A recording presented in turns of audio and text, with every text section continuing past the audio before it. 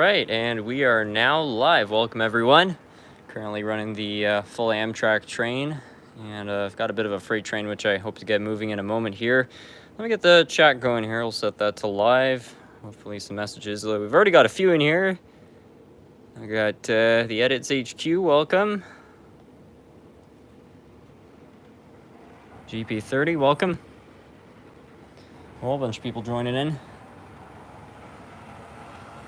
Anyway, we'll see. I don't know if this Athearn engine is going to be able to handle the 18 radius curves, but I figure we'll try it anyway. Inline Productions, welcome.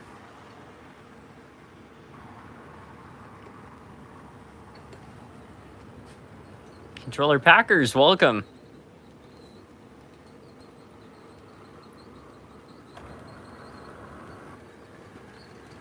Berkshire Productions, welcome. Whoops. So the Locomotive seems to be able to handle the curves. The cars, not so much. Got a bit of a derailment going on there.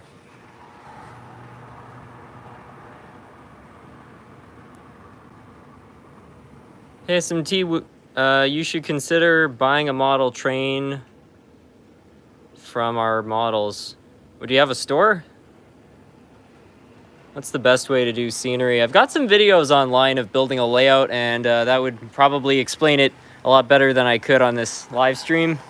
If you just look up the building an 4x8 HO scale layout, you should be able to find it. Put SMT mainline in there. Ohio Rail fan, welcome. Hello from Louisiana, welcome.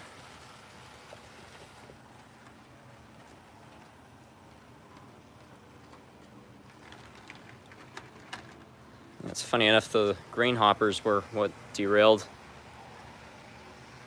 I might just try operating this in the other direction. I don't think that those two cars can handle these corners, but the rest of them should be able to. What's your favorite model train manufacturer? Of all time, it's probably Athearn, but Kato is definitely a close second. Most modern manufacturers are pretty good, honestly. The only real problem I have with a lot of them is that they're super expensive, but with the exception of Bachman, they're all pretty reliable.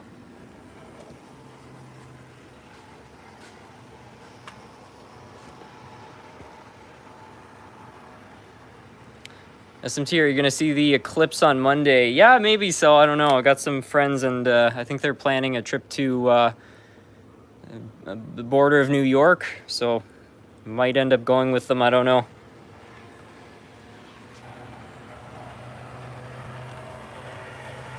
What's your favorite Alco locomotive in your collection? Probably the Hiawatha. I'm going to a train show tomorrow. What brands should I look for? Well, it all depends on, you know, what you want, but I tell you what, you can't go wrong with the old Athearns. You see the ones with the 4 holes in the bottom? Those are really good. The old Atlases are solid. If you can find any Kato products, those are awesome.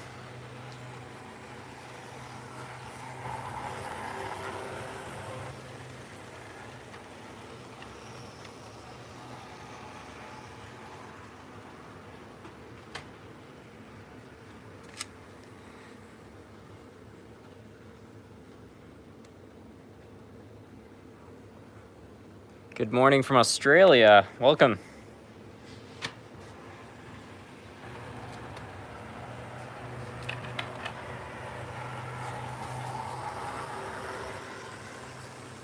SMT, I love the layout. Did you see CSXT's 1869's first trip to Canada? No, I wasn't aware of that. I'll have to look it up. I'm sure somebody filmed it. What's your opinion on Hornby locomotives? Their older stuff with the 3-pole motors seems okay. It's certainly not great, but about probably on par with Tycho, Bachman, and Lifelike of the same era.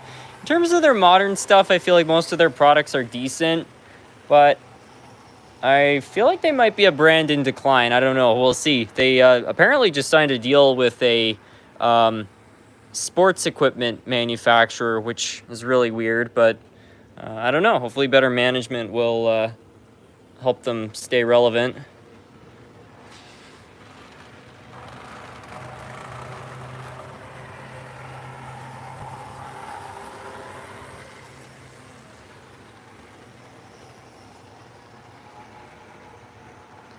Did you all know that Montana Rail Link was bought out by BNSF? I was not aware of that either. Planning on running the N scale tonight. Yeah, probably could. I don't think it would be too difficult to set that up. How do you feel about Bowser model trains? Well, it depends. Bowser's been around for quite a long time. Their older products I find are pretty good. The old die-cast ones, I have a couple. I know some people in the community who hate them with a passion. As for their modern stuff, they seem pretty good. I got a couple Bowser locomotives and they haven't given me any trouble.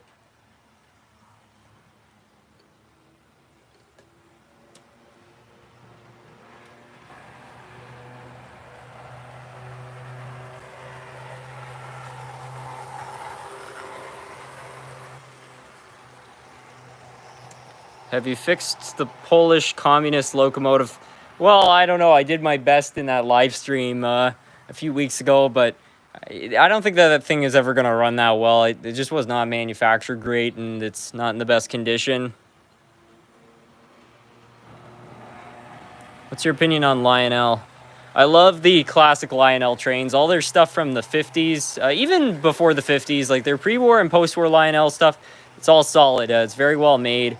As for their modern stuff, I feel a little bit mixed. I feel like they still make some good products, but I don't know. I find they've kind of gone from being, you know, a brand which your regular consumers could afford to an upscale brand that still makes very unrealistic products. They do both jobs bad. So, yeah, like I said, they still make some decent products, but I prefer their older stuff.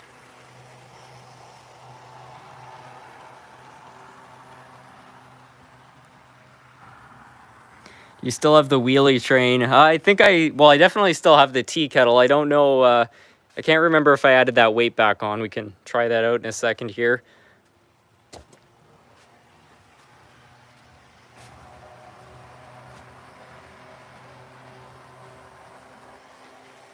Could you run the Santa Fe Blue Goose? Yeah, I could probably make that happen. I don't know why this stalled out. Blue Goose could probably handle the inside corner, so maybe I'll try setting that up. How many big boys do you have, and do you have 4014? I think I've got 3 of them at this point, and one I think is 4012, and the other 2 are 4005.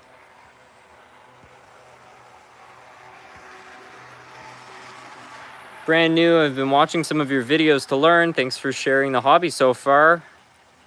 I haven't bought anything, but I'm looking at an N-scale SD40-2. Oh, that's awesome. Welcome to the hobby. Blue Goose versus the Dreyfus. Aesthetically, they kind of look like the same engine.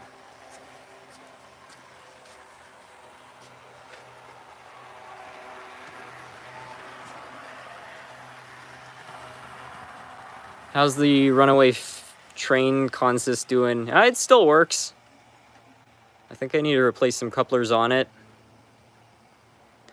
I just got a Shea locomotive for $35 US and fixed it up, but somebody tried to convert it to DCC and cut a hole in the shell. That's unfortunate.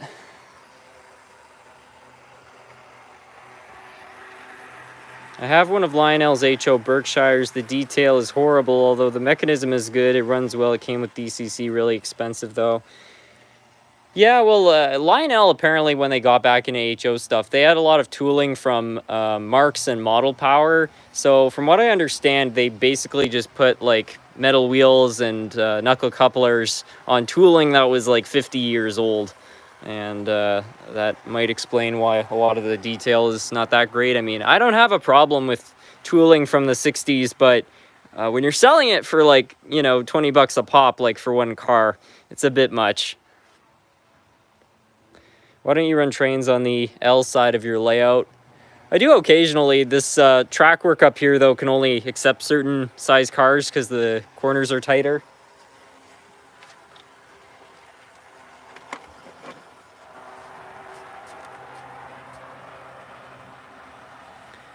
Do you have a plan on when you're going to redo the freight yard?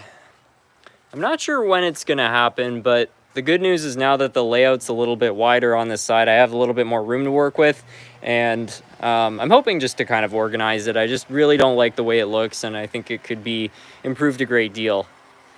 What that means specifically, I don't know. I'm obsessed with model trains. I love them. Thanks for sharing.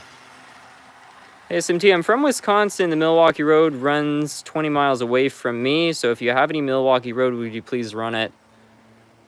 Yeah, maybe I'll throw the Hiawatha behind these cars because I just finished fixing it up recently. I don't have an entire Milwaukee Road train, but I think I could probably make the Hiawatha work. That P40 sounds like a lawnmower. Yeah, it does. It's an old Athearn with the motor mounts which have melted. Still runs great though. I bought that locomotive for, I don't know, $20 at a train show about 10 years ago. It still runs the same way.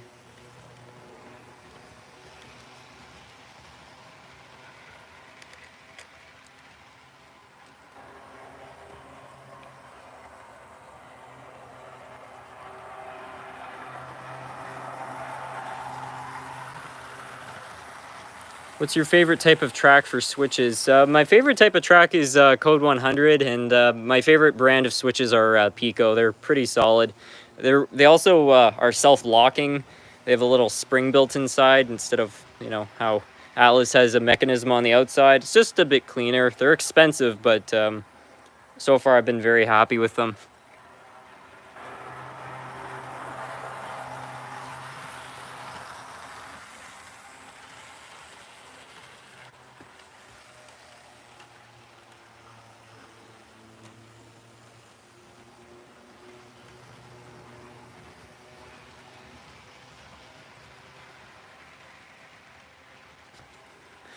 All right, got the Blue Goose all good to go on the track here. I just need to find a car so I can actually couple this up to the rest of the train, and we should be in business. Do you have any Rock Island? I've got a few Rock Island locomotives.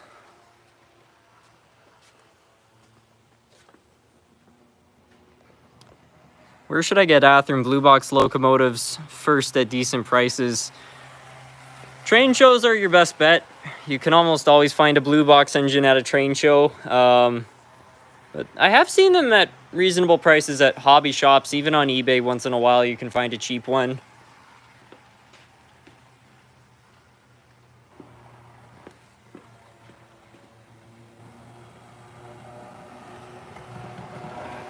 Do you have any plans for a custom HO scale Polar Express? I'm kind of tempted to convert one of my Riverossis into the Polar Express because I already have a Berkshire. So it wouldn't be too difficult, I don't think.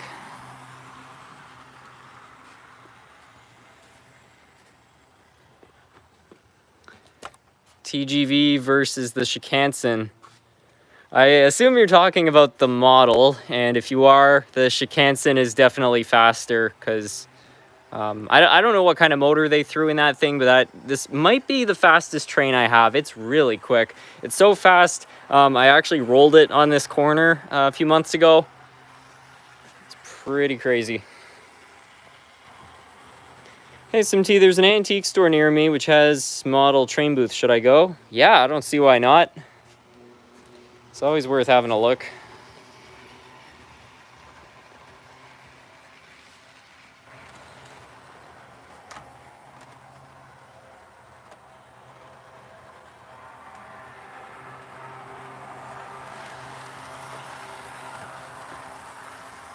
Can you run the Hiawatha? Yeah, I'll run that one in a minute. I just want to try to get the Blue Goose going first.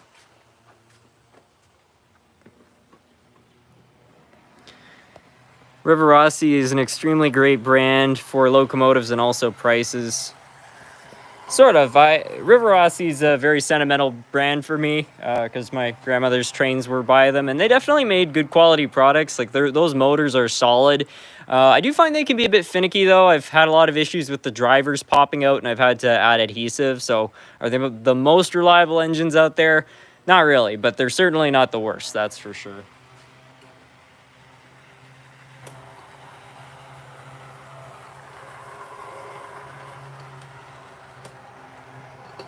Okay, well, I saw the Blue Goose move about 2 inches, and now it seems to have gotten stuck. So I think what I'll do, and maybe I'll just try to give it a bit of a nudge. What's your opinion on BC Rail? I don't know a crazy amount about them, to be honest, but I really like their paint schemes. Let's just see here. Try giving this a bit of voltage and I'll just go give it a tap.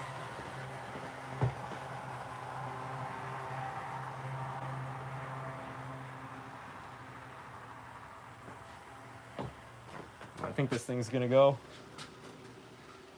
The train's too heavy.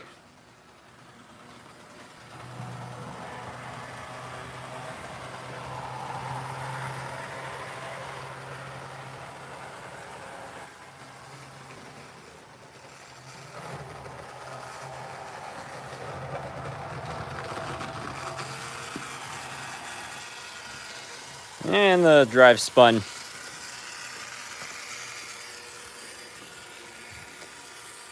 I have to replace some parts in this locomotive. I think it's just too much weight.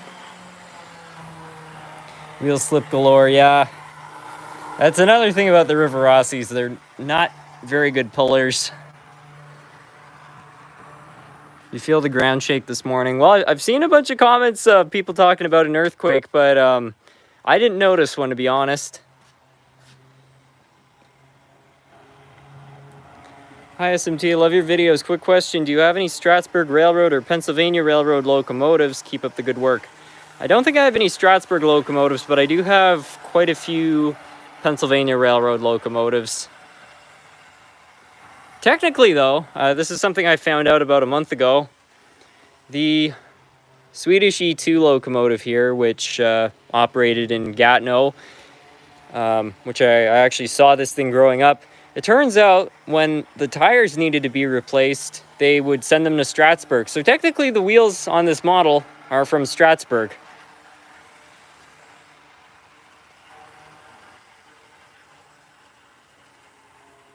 I've been in the hobby for about 2 years now, and I have about 59 locomotives. I'm curious, is that good? It seems like quite a few to me. I mean, there's, to me, not really any right or wrong amount of locomotives. It's just whatever makes you happy. There are some people out there I've heard, though, and they say, don't buy more than 12 locomotives. You don't need too much power. And, I mean, if you want to buy a bunch of locomotives, I just don't see what's wrong with it.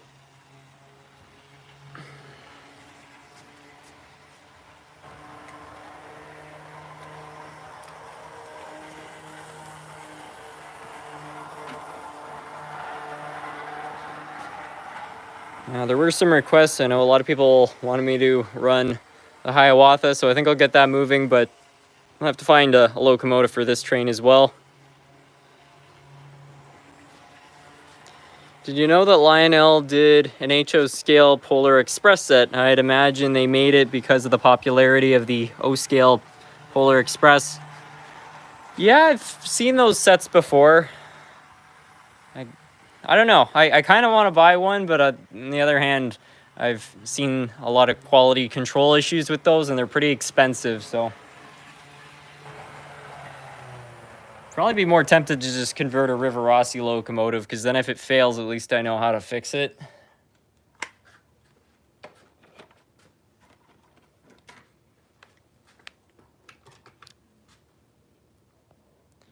Can you run the Microsoft locomotive? The Dash 9. Just gonna lower this camera down a little bit. That's better. How many O-gauge engines do you own? I've got 3 of them. I've got a Scout, a Hudson, and a P32.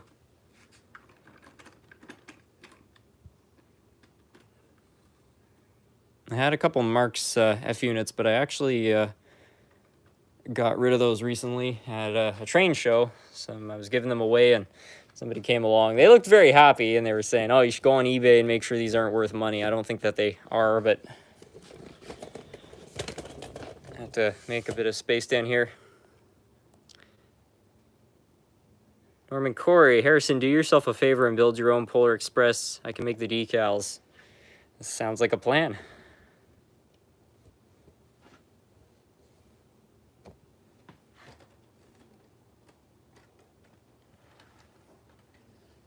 couple days ago, I ran this locomotive for about a half-hour straight. There's another Atlantic locomotive, which is going to be featured in a future video. It also belonged to my grandmother, and she came over here and saw both of her childhood trains operating.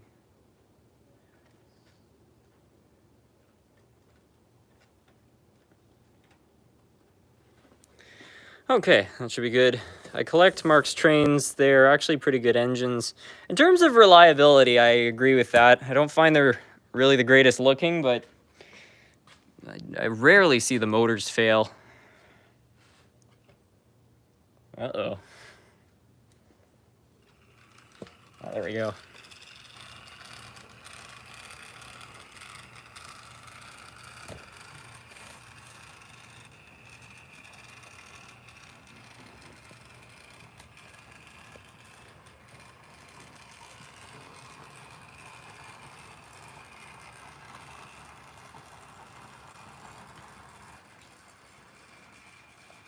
Harrison, you know me as your friendly neighborhood S-Gauge / American Flyer fan. Should I branch out to another gauge? What would you recommend? I mean, I'm kind of biased, but I'd probably go with HO. I just feel like it's sort of a nice blend, you know. I have nothing against N scale. If you have limited space, N scale is great. But I just find the HO trains are a little bit more tactile. I also love O scale, but they take up a lot of room. So I find it's sort of the perfect compromise.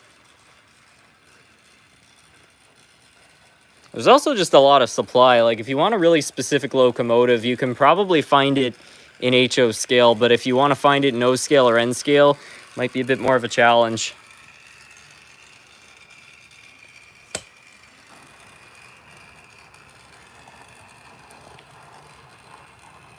Do you still have the rebuilt 4884? Yeah, I do.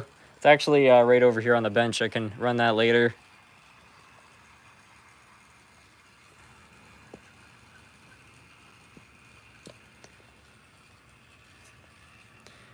How many locomotives do you have to fix? I've probably got about maybe 50 in the queue.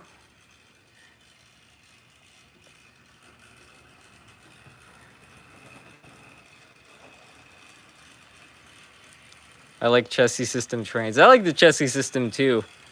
There's some people who like the chassis system so much, they've been going out and spray painting CSX locomotives to look like chassis engines.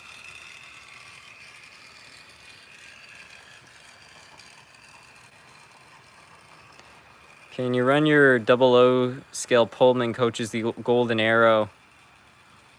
00 scale. That must be that train I got a couple months ago. I think it would take a bit too much time to set up, if I'm honest. If there's any locomotives you want to see, though, I'd be happy to run them. I have a 1950s vintage F unit that just sits and hums when I give it power. Seized gears. Something seized. It could be the gears, could be the motor. Don't continue to feed it voltage until you find the problem, though, because if you keep giving a motor which is stuck power, you're bound to end up burning out one of the windings, and then there's not much you can do.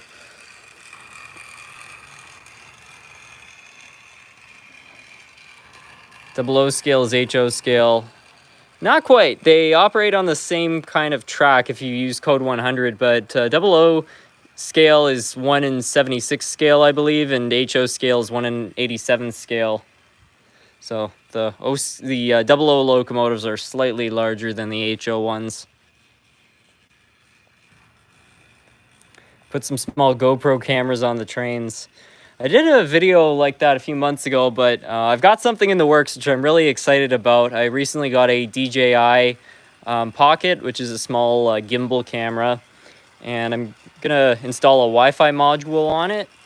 And my idea is that I'm gonna buy a miniature cab controller, get a screen right here, and then with the wireless camera, be able to run a whole train simulator setup on the layout. I don't know if this is going to work. There's a lot of different things that need to come into play, but I really can't wait to try setting it up.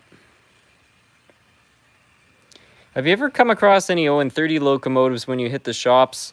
I've seen them before. I find they're quite rare, though. DJI Action 2 works much better than a GoPro. They are perfect size for HO. Put it on a flatbed.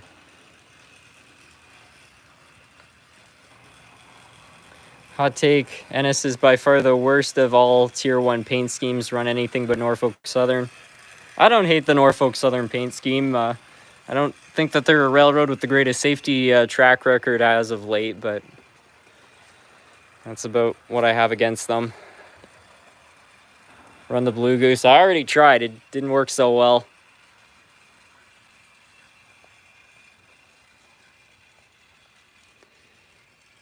Hey, SMT, I'm very interested in the AHMC liners. I know you have a bit of a collection. Could you show that? Yeah, sure. Right there is all the C liners. Got the Spirit of 76, Chesapeake and Ohio, Southern Railroad, Union Pacific, Santa Fe, Canadian National, Illinois Central, I believe. There might be a couple others I'm missing. They might be in a different spot, but I try to keep them all together there.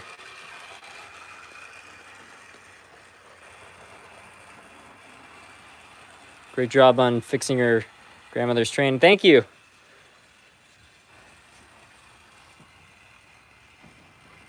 Do you have an FP45? My first set was a Santa Fe one. I don't know if I have a Santa Fe unit, but I definitely have some FP45s. I'll try to run one.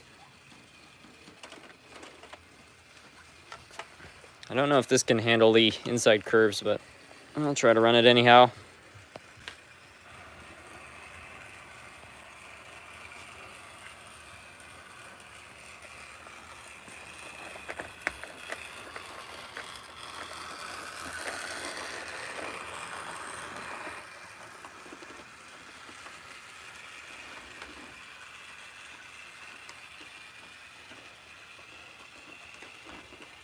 Tricky part of the track. What I should do is just set it up over there and run it in reverse.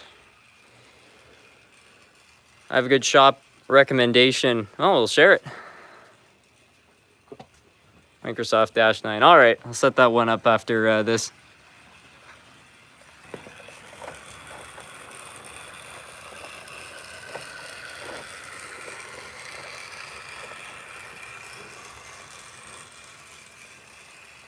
I didn't respond to my super chat. Whoops. Let me have a look here. Sorry, I missed that. What's your opinion on static grass? It looks really good. I've never used it before, but I know a lot of people who have, and they seem to have good things to say about it.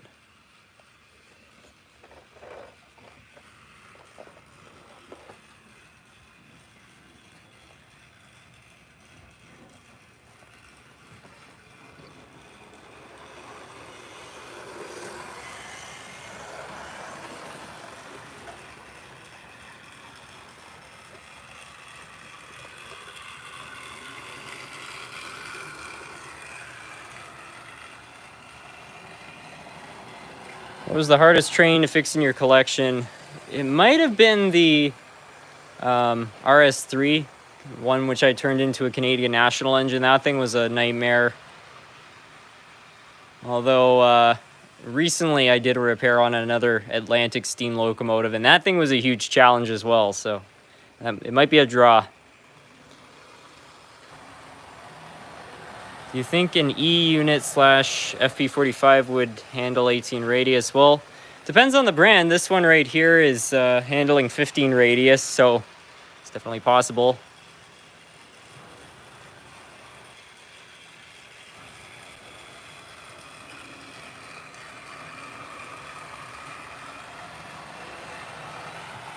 I'll go get the Athearn engine out.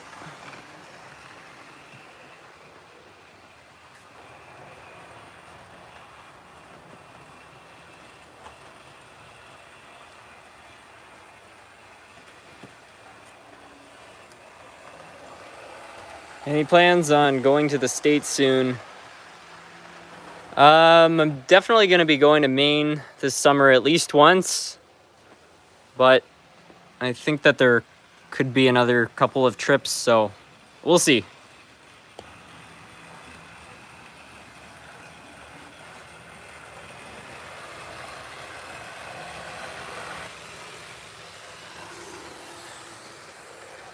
Robbie's Hobbies in Ohio. I'll keep that in mind.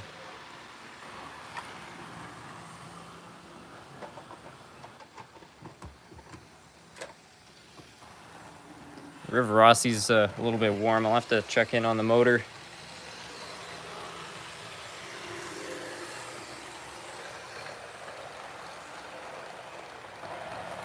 Isn't Canada just basically the top hat of the United States?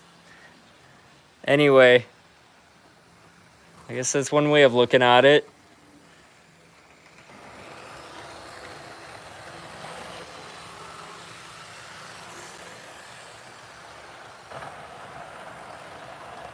SMT, a month ago, my uncle got me my first actual model train set, and although it was a Bachman Lifelike Salute to America F unit. It must have been a Lifelike, because Bachman, I don't think ever made those.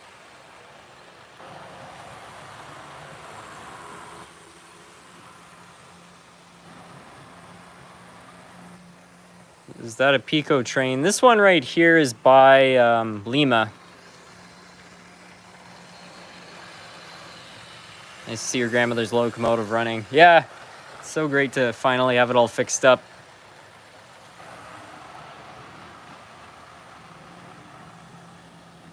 There's a great shop in MA called Adam's Hobby World. Whoops.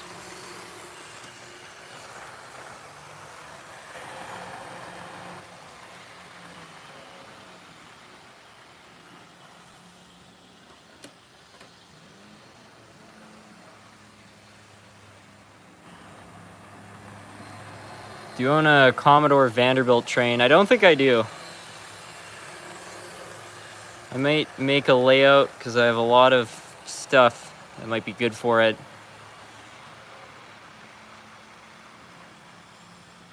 What company manufactures locomotives out of Yugoslavia? I have a couple old ones marked with it. I think Mahano did, but AHM and IHC, some other brands might have sold the locomotives, if that makes sense. AHM did manufacture their own locomotives, but they were also a distributor, so they ended up rebadging a lot of other companies' trains, so could be an AHM. Good afternoon from Australia. SMT, have you considered visiting an international country apart from the United States to come to their train shows? Anyways, any chance for double-headed goods? I could probably do a double-headed train. Yeah, there are some other countries around the world I would like to visit. Australia is one of them. England. And I think Ireland would be a really cool place to visit as well.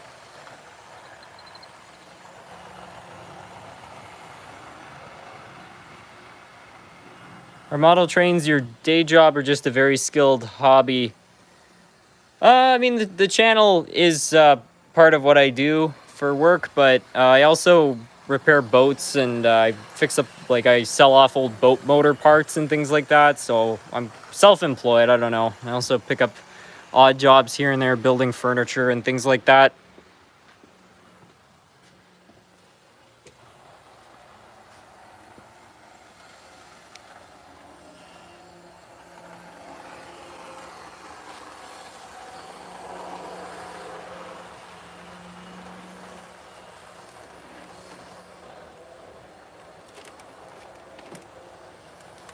I'll have these as the double-headed train. Do you still work at the restaurant? No, I ended up quitting that job.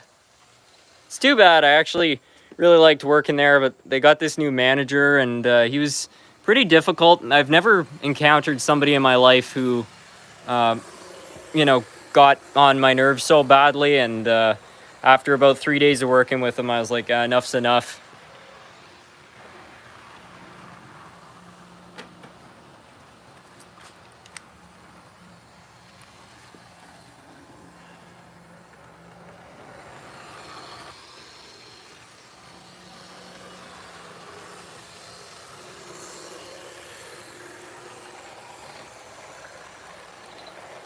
You're very knowledgeable in mechanical and electrical things, which is why I was curious. Yeah, I don't know. I just love digging into stuff and figuring out how things work. Nerf cat and an independent businessman. Yeah, exactly.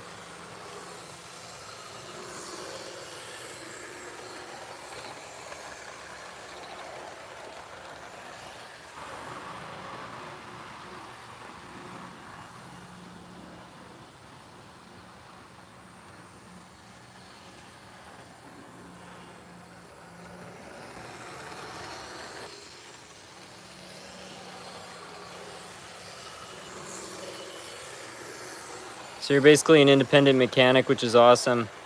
Well, it pays the same too, which is what's crazy.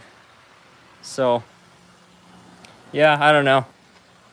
I have nothing against working for a business or something, but, you know, pay is one thing, respect is another, and, you know, if they're not willing to offer up either, that's fine, I'll just work somewhere else.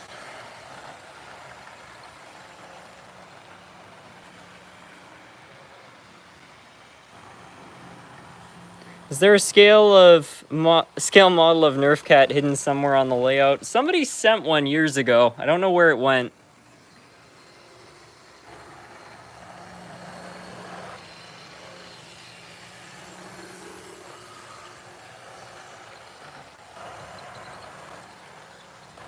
If you have the ability to work for yourself, I see no reason to work for someone else. Well, that's what I think too, you know. At least I get to like reap the rewards of my efforts a little bit more. There's also, you know, a lot more liability, a lot more pressure, but that's fine. SMT, I've joined live streams and asked if you have the Newfie bullet. You never answer my questions. I'm curious. My grandma grew up in Newfoundland. Are you familiar with it? To be honest, I've never heard of it, no.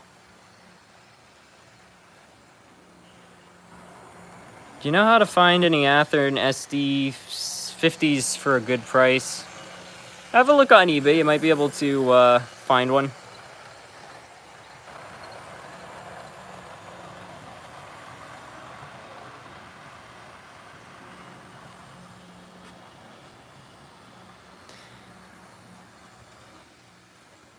Hey SMT, what ballast blend / X-course ballast did you use for the layout? I'm trying to find medium grade on my layout.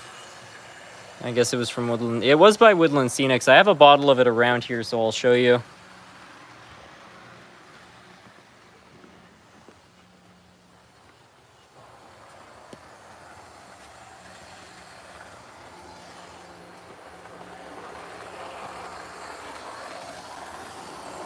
Gray blend fine ballast. Stuff seems to work pretty well.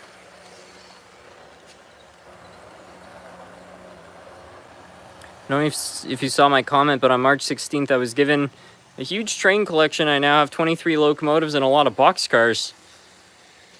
Well, that sounds like some fun. That's always the dream, inheriting a collection.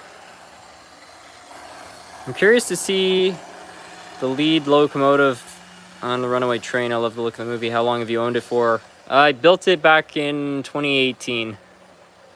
I can take it out and run it in a moment. It takes a little while to set it up.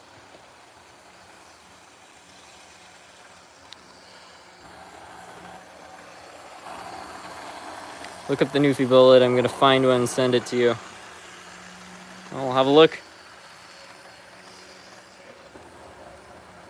Hey, David Z, did you scale? Okay, I wasn't supposed to read that one. Ballast looks great. I find it works well. I used to have a slightly more red ballast, and it was all right, but I just think this looks a little more realistic. What's your opinion on Repido? Also, do you have any Repido locomotives? What's the best budget trains? For new budget trains, I'd probably go with Walter's Train Line. As for Repido, I do have some Repido locomotives. These two are actually by Repido, and my opinion of them overall is pretty positive. I have to date had a bit of a problem with one of them, which I got in that Christmas lot, where it doesn't want to start on DCC, but other than that, they've been pretty reliable. Canadian Pacific Empress 2816 is about to go on a transcontinental mainline excursion in a few weeks. What are your thoughts on this huge event? I don't know. It sounds awesome. It's great to see that they're keeping the steam engines going.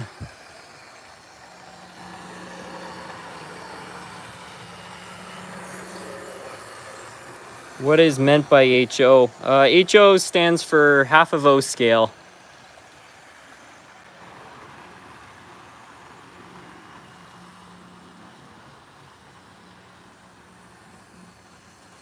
Model Train Channel, welcome. I'm gonna go look for the runaway train consist.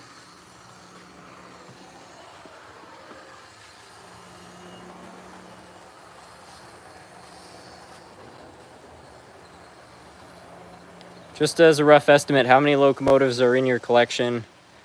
I think about 500.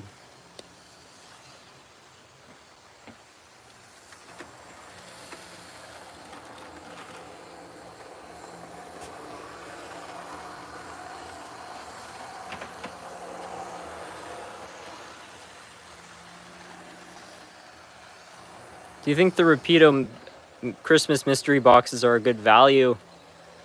I think they do. I mean, if you're fine with getting a locomotive that might be not your prime choice, it's definitely cheaper. Like, if you wanted to buy the contents of those mystery boxes individually, it would cost you a lot more. In fact, when I did the giveaway, one of those locomotives which I was supposed to give away ended up having a problem, so I had to order a replacement. And the replacement, I think, when all was said and done, was about $300, which is the same cost as the mystery box, and that's just for a single locomotive without the, 2 or 3 cars they included and all the other knickknacks. It's crazy how many of those mystery box items I've seen pop up on Facebook Marketplace. I think a lot of resellers kind of took that as an opportunity to buy some Repido trains cheap.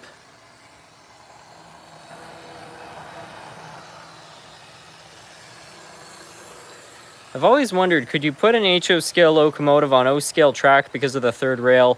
I think that that's possible. You would need to hook it up to a different kind of controller though, because the Lionel controllers, obviously the voltage is too high, but they also use AC power, and HO locomotives in general use DC, so if you tried to run it off the Lionel, you'd have problems happen really quick.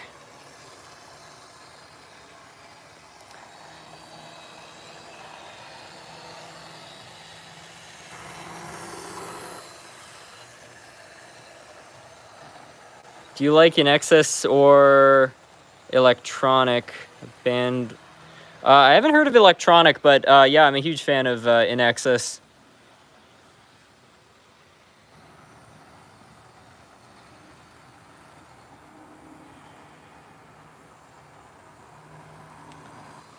Is the Shady Model Train series in the works for a comeback? I think this summer I'm gonna make another one of those videos. It's been a long time since I've made one, and I don't see why not. There's not really anything stopping me from doing it.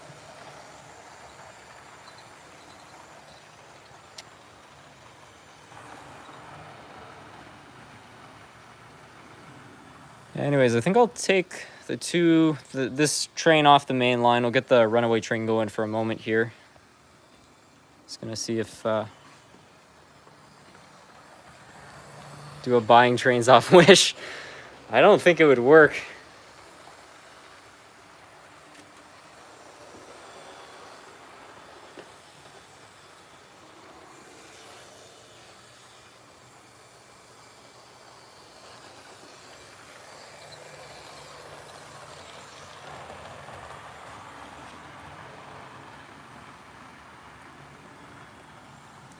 Have you ever had the opportunity to stay in a rail car converted to a rental room? I can't say I have.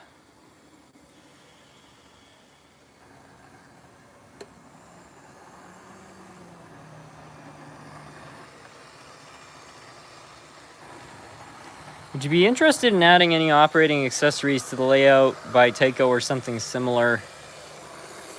Maybe a few, but I actually used to have some operating accessories, and I didn't find they actually worked all that well.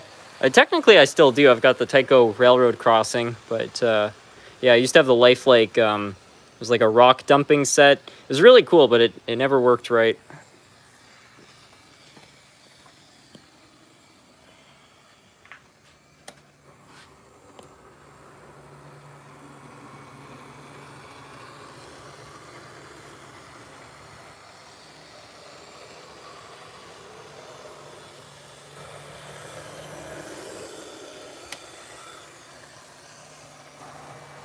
My Tyco giant operating crane works very well. It picks up cargo with a magnet.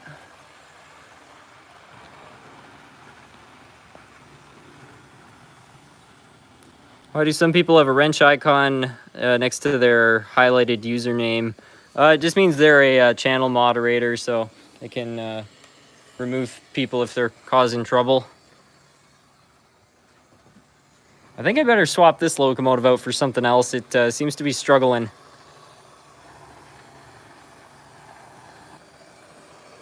If you ever get to Lancaster, PA, go stay at the Red Caboose Motel. A lot of cabooses to stay in, and the restaurant is 2 dining cars either side of an office. Huh. Have you ever seen the movie Under Siege 2? They have a pretty good crash at the end of it. I don't think I ever have, no.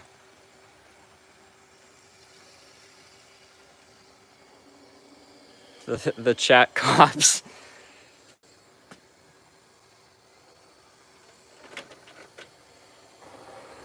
I think I'll swap this out for basically the same locomotive, but Union Pacific scheme. And then I'll get the runaway train on.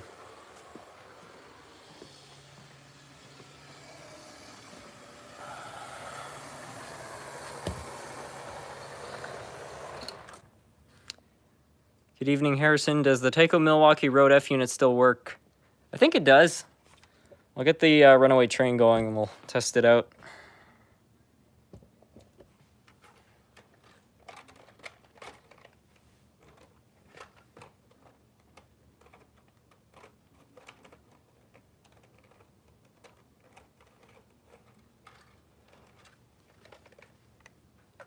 Siemens charger will soon replace the GE Genesis series.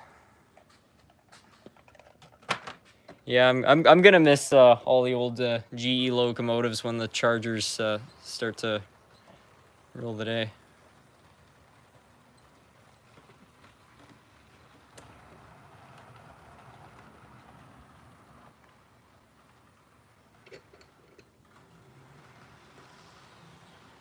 Sparky, you live in Ottawa, right? I'm right beside Ottawa in Gatineau. I visit many. Sparky does visit a lot of channels. He was actually one of the first subscribers to this channel when it was, I think he was the 3rd subscriber here.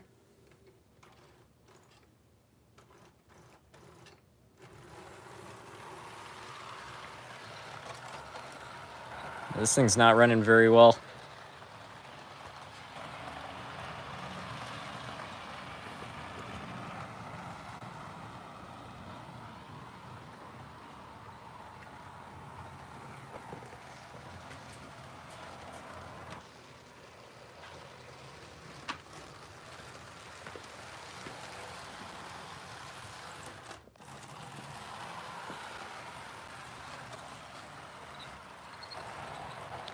If you ever come to Nova Scotia, you should stay at the train station Inn.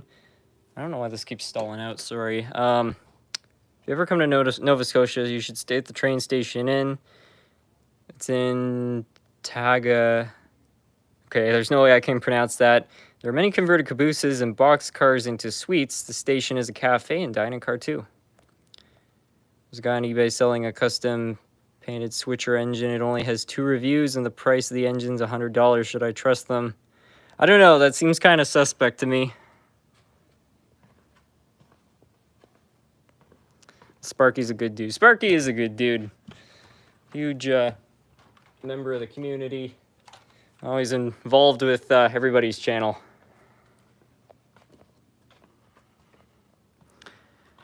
Good evening, Harrison. I just fixed a RS2 recently. It had some wiring problems, and it also had a super motor Penn State F unit. By the way, can you run your American Flyer Hudson? American Flyer Hudson? I don't own an American Flyer Hudson. That was a locomotive I fixed for controller packers.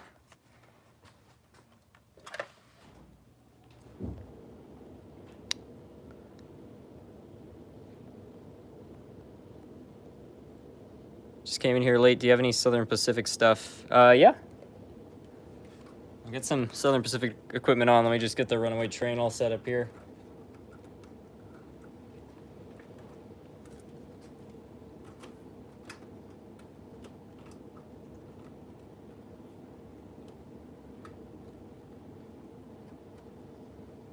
I hope this thing works. I think that one of the couplers, I believe that one was quite messed up, but I'll try it anyway. Grimbros asks, is anybody going to the Rocky Mountain Train Show tomorrow?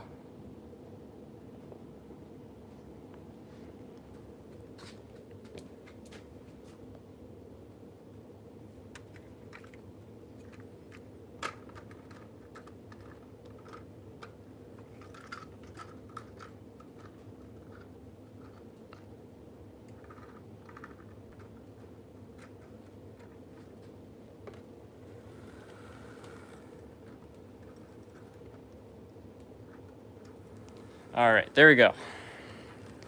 Let's see if I can find a Southern Pacific locomotive. Actually, I know the one.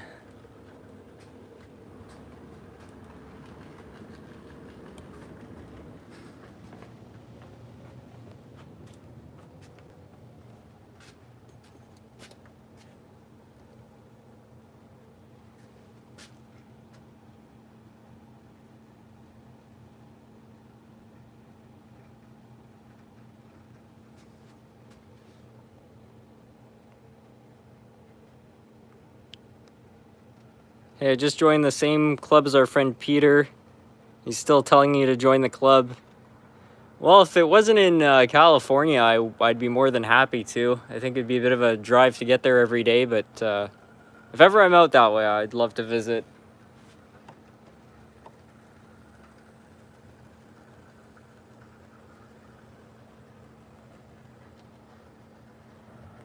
Good old American Flyer. Yeah, those things are solid. Sounds like something's derailing. Yeah, I had a locomotive in mind. I can't seem to find it now. I thought it was on this shelf. But yeah, it's an old Atherton Southern Pacific engine. I bought it years ago. Well, it doesn't really matter. There's this one anyway. Oh yeah, I also need to get the Tyco Milwaukee Road going too.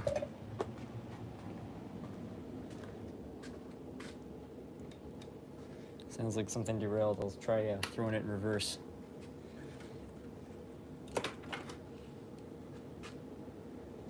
What software do you use to edit your videos? I use DaVinci Resolve and iMovie.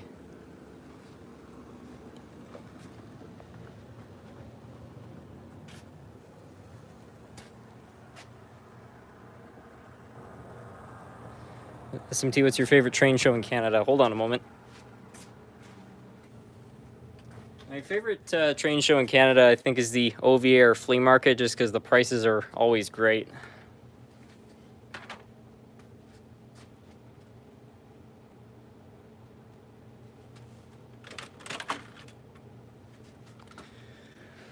Okay, so there's that. I'll get this one operating, I think, on the inside, and then get the Southern Pacific on the outer line.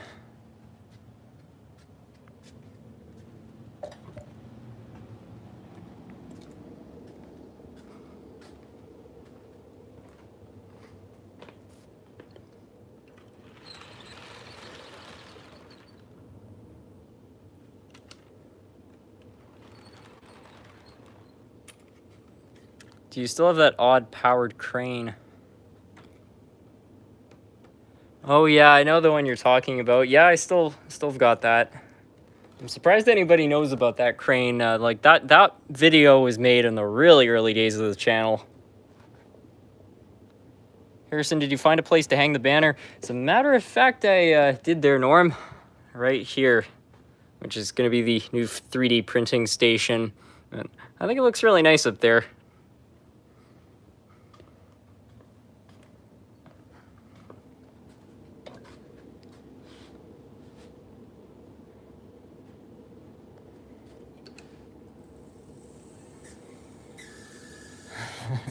This doesn't sound so good.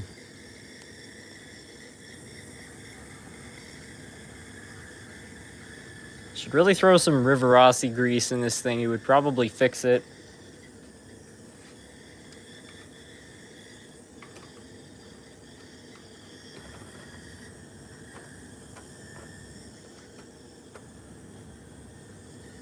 Just gonna get a train creeping out of the yard.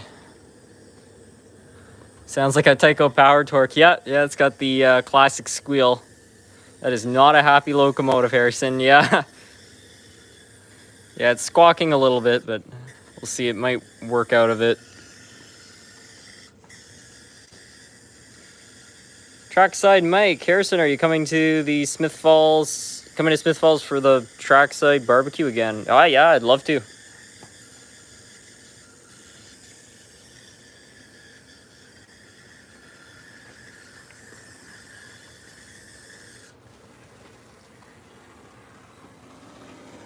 Hey, look, it seems to have fixed itself. I think I spoke too soon. Put it out of its misery. It just needs a bit of oil, you know? It's kind of like some people when they wake up without their morning coffee, you know, they're a bit cranky. This is sort of the same thing. Jinxed it. Seems to be a bit of a theme on the channel that whenever I say something's working really well or something's going better, it instantly goes worse. I could probably make a compilation of that. That little chirp, it knew you said that, yeah. It needs the motor bearings oiled. That's what causes the squealing. It could also be the gears. We'll have to see. I'll add oil to the whole thing. Hopefully that will fix it. But there have been times where I've oiled the motor bearings and they've continued to make that sound. So I think it could be when the gears wear down, they might start to rub at funny angles.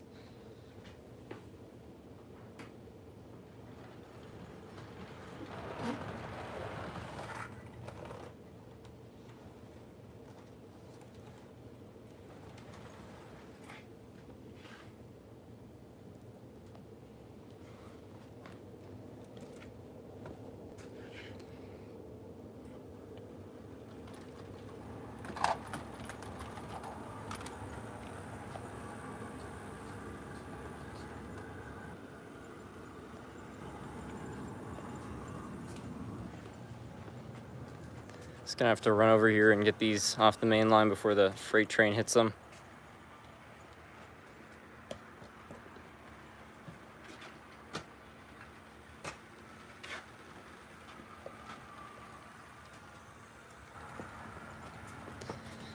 See if I can sort this one out.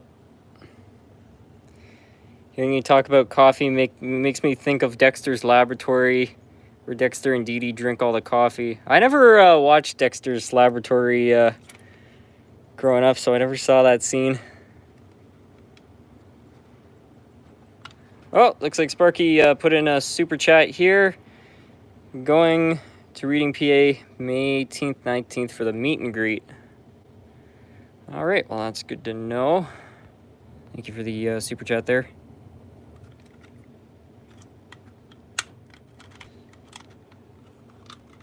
I think the SP unit stalled. There we go.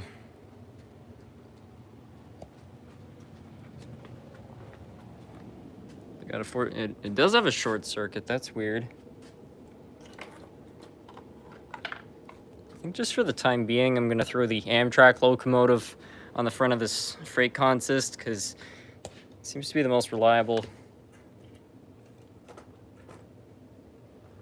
Oh no, it wasn't the locomotive's fault. I made a big mistake. I didn't shut the switch when this came back out because I was focused on getting the other engines out. My bad. Run the Dreyfus Hudson. Are you? I don't know, to be honest, Sparky. I'd really love to, but things are going to be pretty busy at that time. We'll see, though.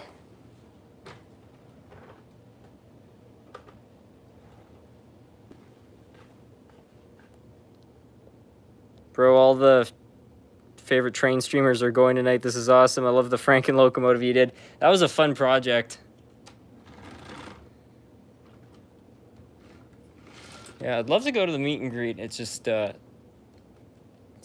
6 hour. I think Strasbourg's 6 or 7 hours away from Gatineau.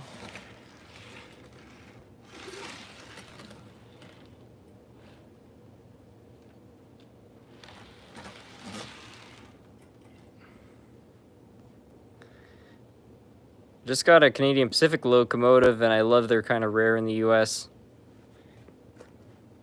That's true. I was surprised in Maine they were pretty relevant. It's an 8-hour drive for me. I'm kind of surprised. I would have thought that Kitchener would have been a little bit closer, given that it's further south.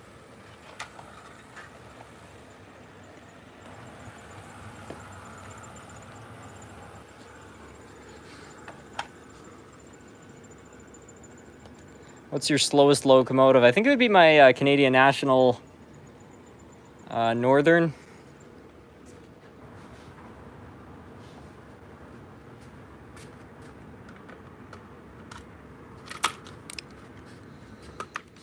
Okay, let's have a look here.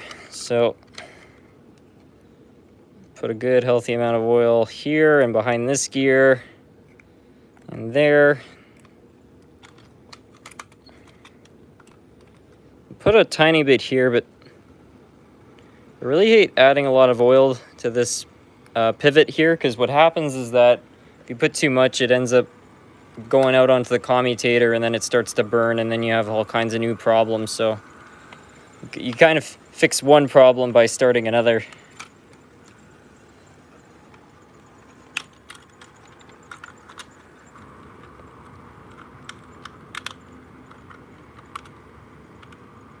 These are tricky to work on.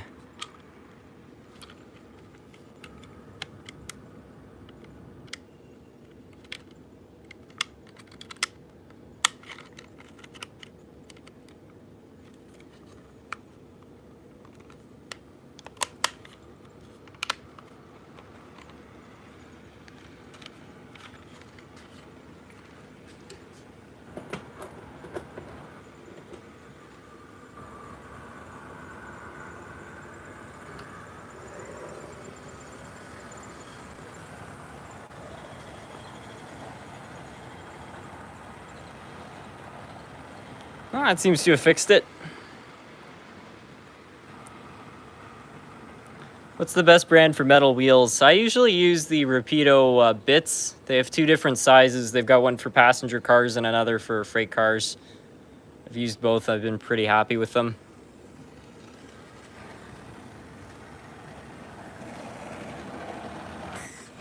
Uh-oh. It's doing it again.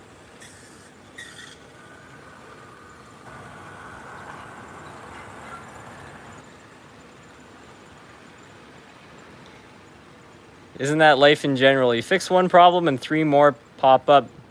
Yeah, it's kind of like that witch. You know the one with the snake head? What's that called? I can't remember. Somebody will know what I'm talking about.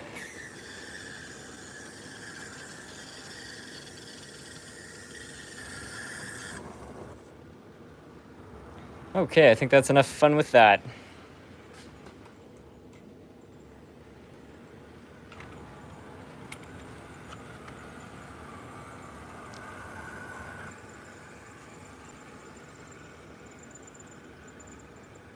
That E7 sounds like my cat wanting attention in the middle of the night.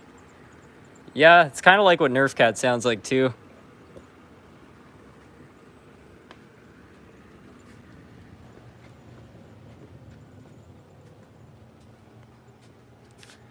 Can you run the G-scale train? I would, but I don't have the track all set up. It's actually, it's right there. That's enough Tycho for one night, yeah. Medusa, yeah, that's the one.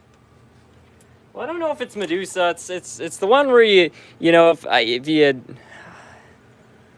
I feel like there's another name. You take one head and then 3 more come up. It's terrible. Would you sell the locomotive from the Etsy video? I think I want to hang on to that one.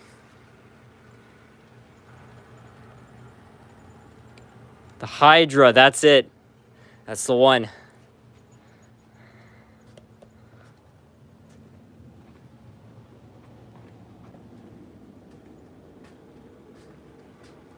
What engine do you think you fixed best? Then run it.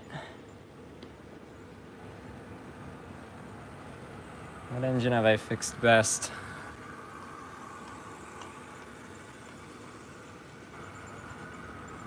Probably this dandy little streetcar.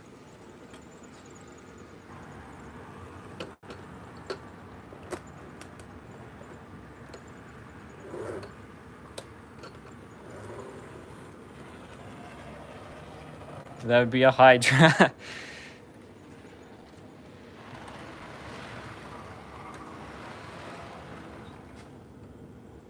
think it's stalled out on that switch over there.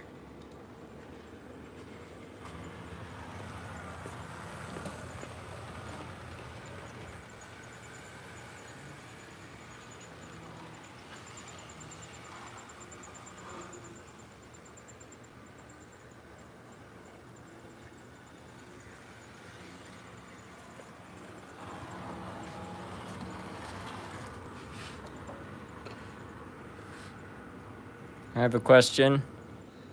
I'll go ahead.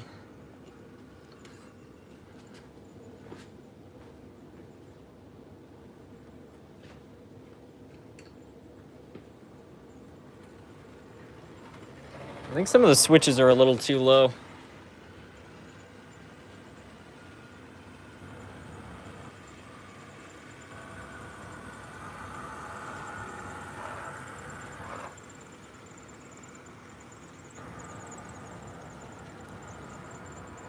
Hey Harrison, aside from the obvious ones, are there any smaller railroading channels that you'd recommend? Well, I've been watching this guy's channel, Alfred, what's his name? It's Alfred something. Let me see if I can find it.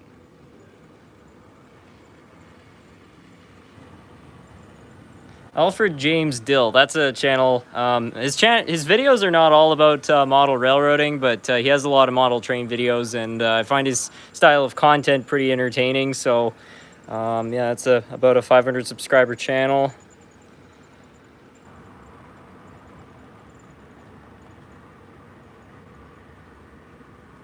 Been watching some Chris Danielle as well. All right, let me just make sure there's nothing on here and I'm not supposed to show. Yeah, I've been watching this guy, Chris Danielle. He's actually a subscriber of the channel, but he did this video working on a Tyco Golden Eagle and adding DCC. Pretty cool video. I quite liked it.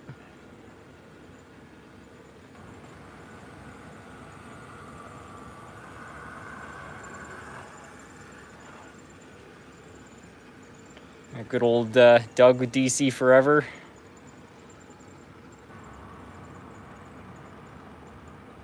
There's a lot of them out there. Everran Junction's a good channel too. I don't know if I've seen that channel. Controller Packers, what's the next video looking like? It's gonna be one of two things. It might be an unboxing, because I've been meaning to do one of those for a while now, or it might be a video of going on a trip to Florida, which has been in the works for a while now too. I still need to narrate the Florida video though. But I had a lot of fun making the intro for the Florida video is unlike anything I've ever made before. It's gonna be pretty entertaining, I think. Are you a fan of RBP trains? Yeah, I like RBP trains. I think he's more into O-scale stuff, and I kind of prefer HO, but I like his style of content. Seems friendly and knowledgeable. Do the mail one. Okay.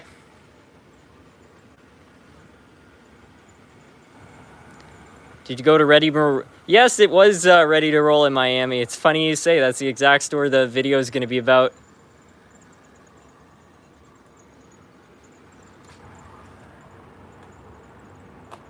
I always wanted to go to Miami. It was a place that's been on my bucket list for a really long time.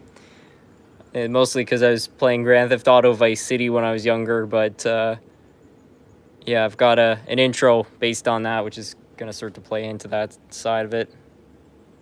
Harrison, when are you going to get your 100K YouTube plaque? I already got it. It's right here.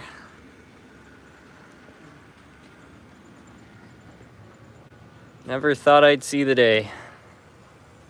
Do you like the Beach Boys? Yeah, the Beach Boys are great. I love all their surfing songs. Kokomo is a terrific song too. I love putting that one on.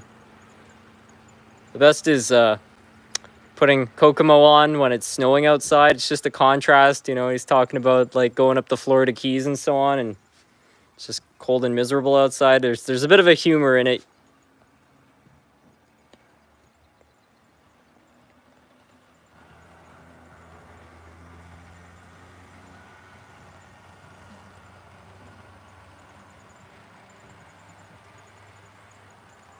How do you splice the HO scale track to extend your layout?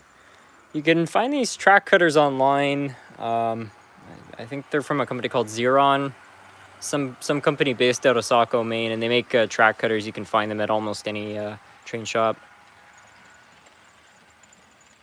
Classic Model Trains. Yeah, Classic Model Trains has got some good videos. I was watching one of his a couple of weeks ago.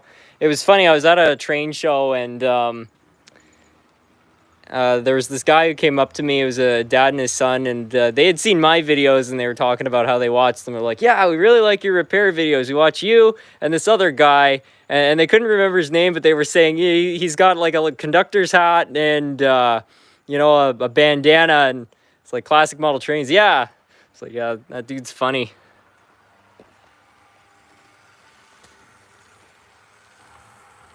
Please run the Hudson. Okay, I'll make that happen.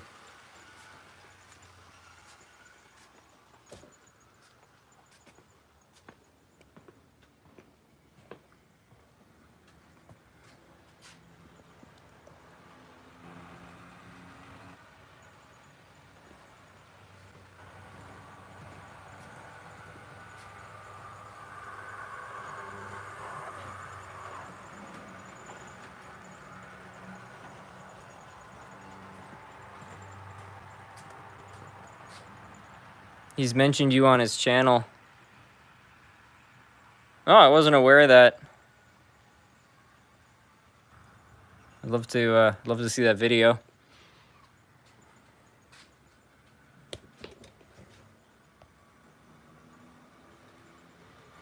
Super chat. Oh. And it says, what's your favorite locomotive? Thanks for the live stream. My favorite locomotive is the Milwaukee Road Hiawatha. It's just a solid locomotive. Birthday's coming up soon. Yeah, it's around the corner.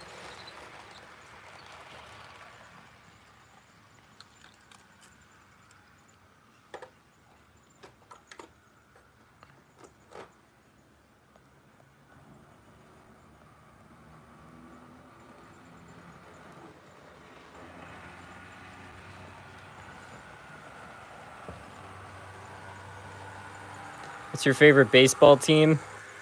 I don't know. I'm not really into sports. I guess the Red Sox.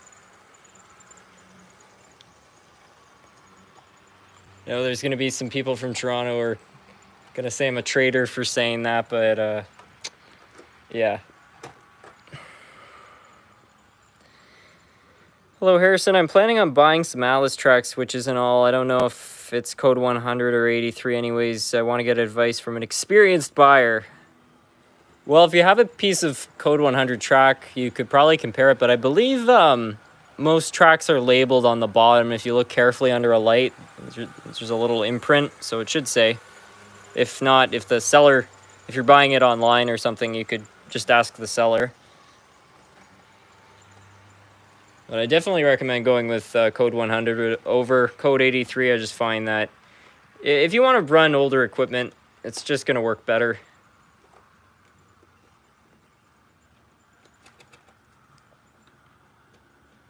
Although recently I was, okay, here's another smaller channel I was watching, this guy called Scott Rails, and he actually did a video on code 83 track, and he was pointing out that modern Code 83 switches can actually handle older pieces of equipment, I guess, because they've developed the flangeways a little bit. So, I don't know, I guess it might work.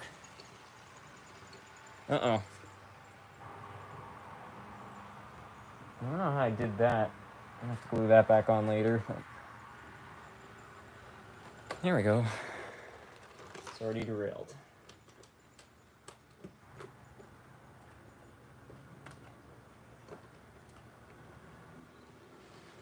I have a feeling I should just replace this whole corner. Another super chat.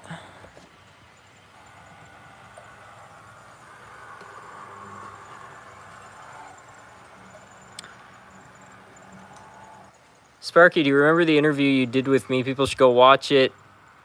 When are you going to do an interview with me now? Well, if you've got the time for one, Sparky, I'd love to do another interview on your channel. But yeah, definitely go check that out.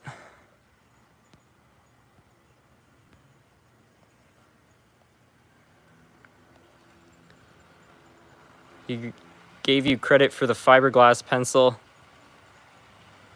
Huh. Well, that's nice. That credit should actually go to DB Tech. I mean, there was a lot of people telling me to get a fiberglass pencil, but the very first fiberglass pencil I ever had was actually sent in from DB Tech.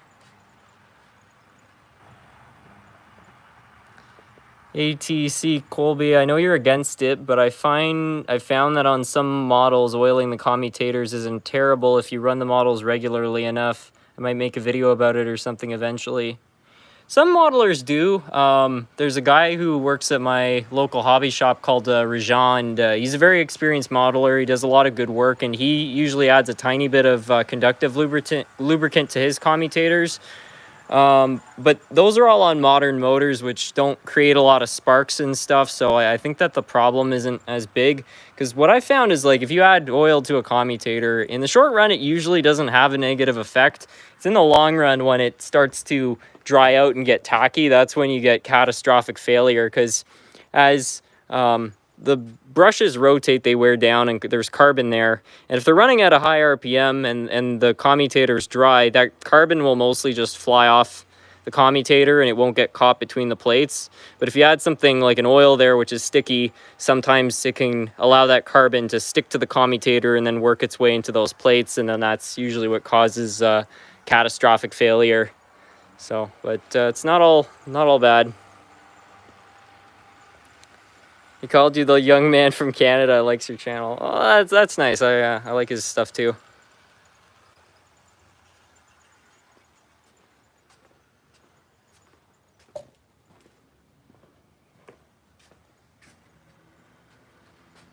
How many locomotives total in your collection? About 500. Can you search up the arcade in Attica? All right, I'll Google it here.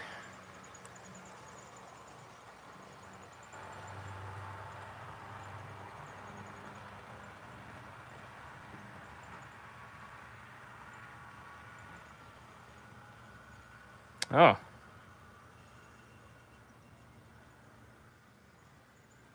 I guess that's it.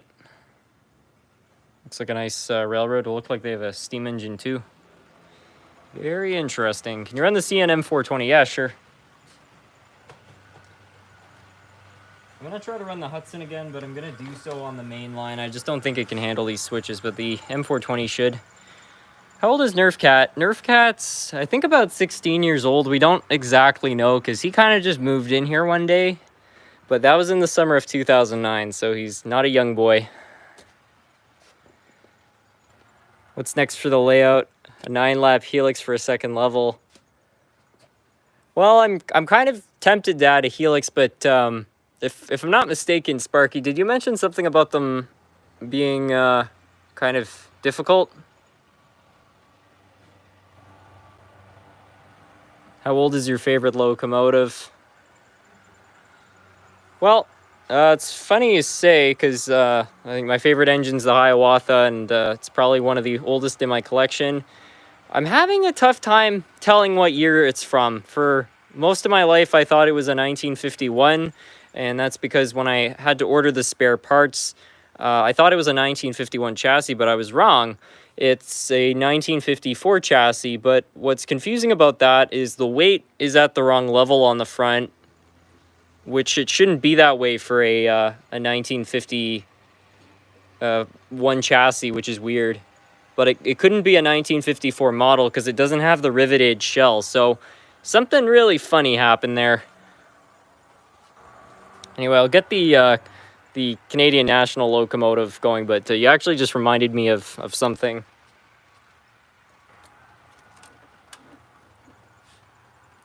When are you going to get some other Milwaukee Road locomotives? A little Joe would be really cool. It's funny you say, I actually just ordered a little Joe. It's got the Milwaukee Road paint scheme, but it's in really rough condition, so that's going to be an interesting repair. This is not the M420. I wasn't paying attention, sorry.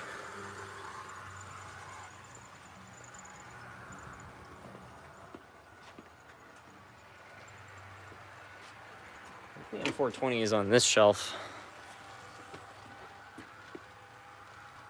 Good, cheaper DCC controllers and MRC Prodigy Express. That's what I use. Huh. Okay, where did I put the M420? I know it's got to be on this shelf somewhere.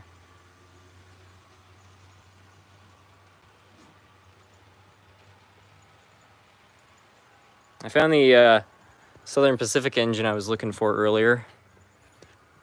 I guess it's on a different shelf. It's funny, I could have sworn I'd put it with the other two engines, unless I moved it.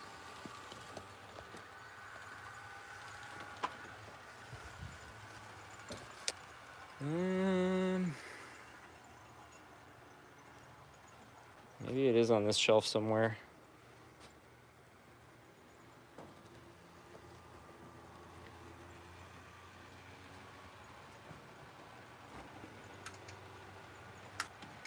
I was hoping that had a coupler. I was thinking it would be kind of similar enough. Oh, it's back here.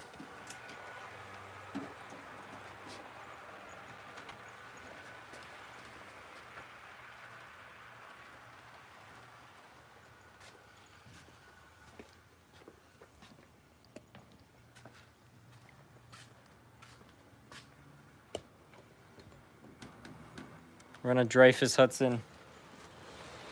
All right, let me get this one going.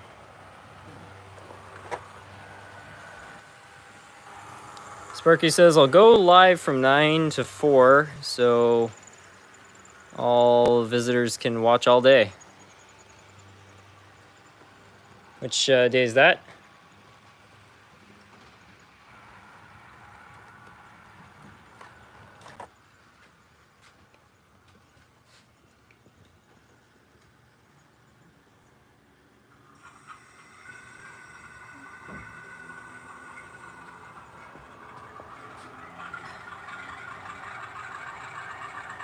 Have you ever worked on slot cars? I can't say I have.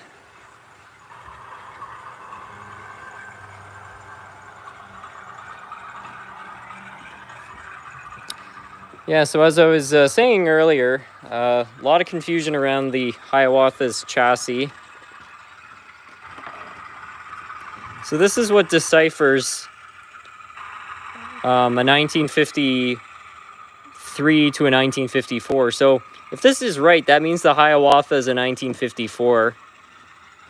But the shell doesn't match. So I'm kind of wondering if at some point maybe this engine got damaged and it got repaired. Like I'm kind of wondering if maybe it was purchased used originally or something. There's part of the story which I don't know. We got parts from different eras. It's weird.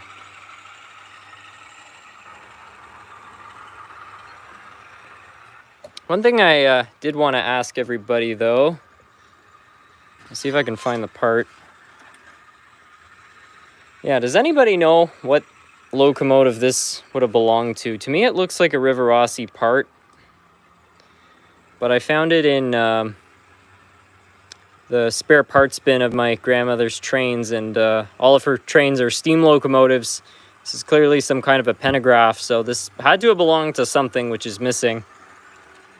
So if anybody knows, please feel free to share. Anyways, let me work on getting that Dreyfus Hudson going now. I also need to get the other Hudson going too.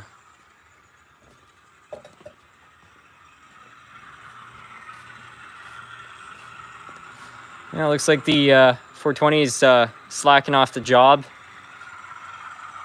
Haven't seen that part before. It looks just like a Riverossi something or another. I'm just not sure which locomotive it would belong to.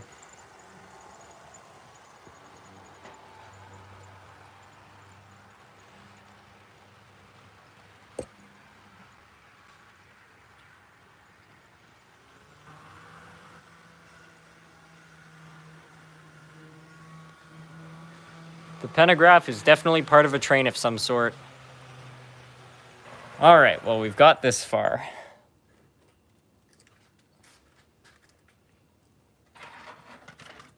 I don't know. I just reckon there's probably somebody in here who knows a lot more about Riverossi than I do and probably identify what that part is. I could be wrong. Maybe it's not a Riverossi. It just kind of has that feel to it.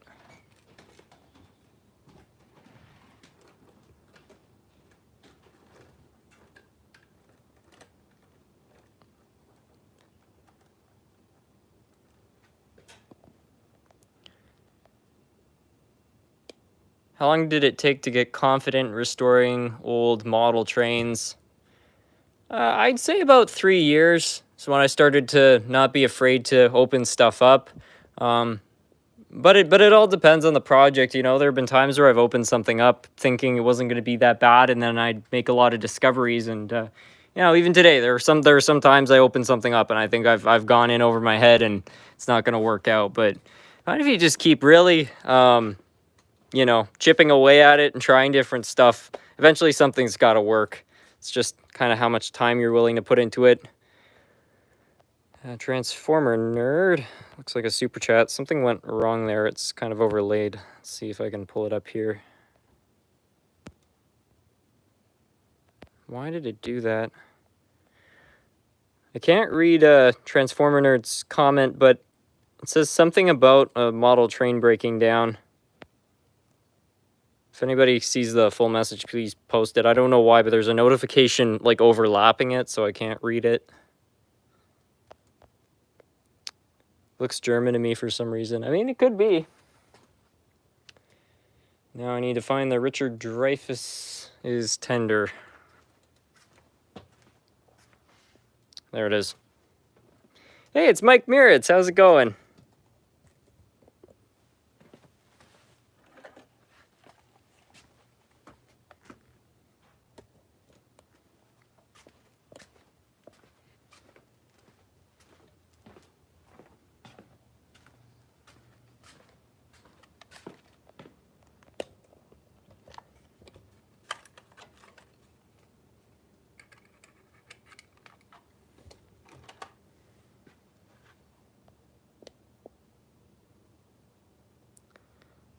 I don't know if I ever asked this before, but have you ever thought about getting T-gauge? Oh, I don't know.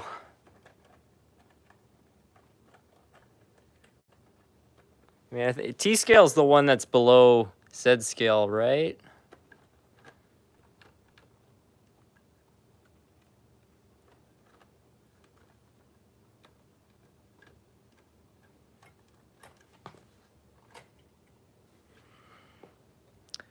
No. Okay, let's see if this thing has enough jam to pull this train. We're not off to a good start. It's not even moving. Something funny is going on with that. The headlight's working. Did I break this one too?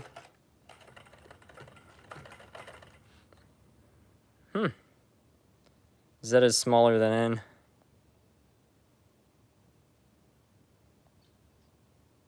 T-scale is 1 in 450.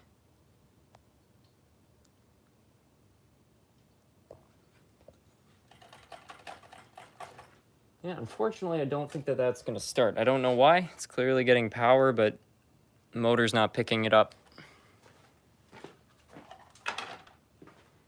Oh well, I'll just run the other Hudson. Do you watch RBP or Sam's Trains? Not on like a regular basis, but yeah, I've seen both of their channels. I think they both make pretty good content.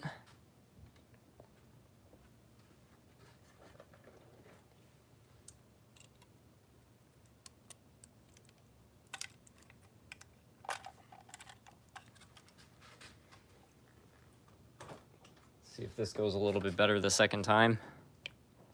The pentagraph could be from a GG1. They were on the Spirit of 76 model. Huh.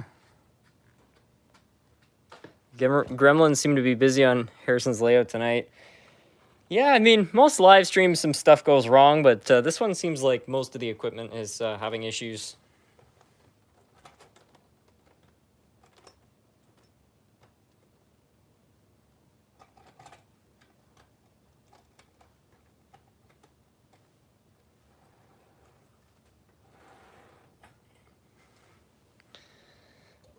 Gonna need to, like, I don't know, burn some sage sticks or something down here to get rid of them.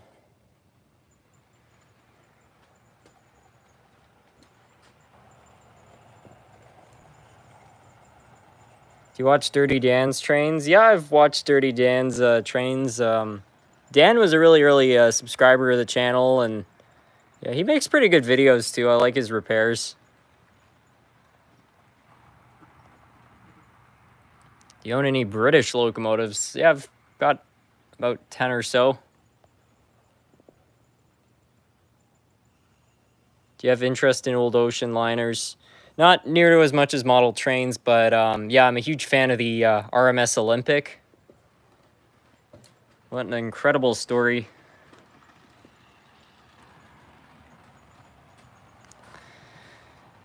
See, I want to say this thing's running really well, but given the fact that every other time I've said that tonight something's gone wrong, I think I'm just going to keep quiet. SMT, what does soapy water do to tracks? It could oxidize the metal. I mean, if you spray, I spray a little bit sometimes down to put some ballast on, but you clean the track after to make sure it's all good to go.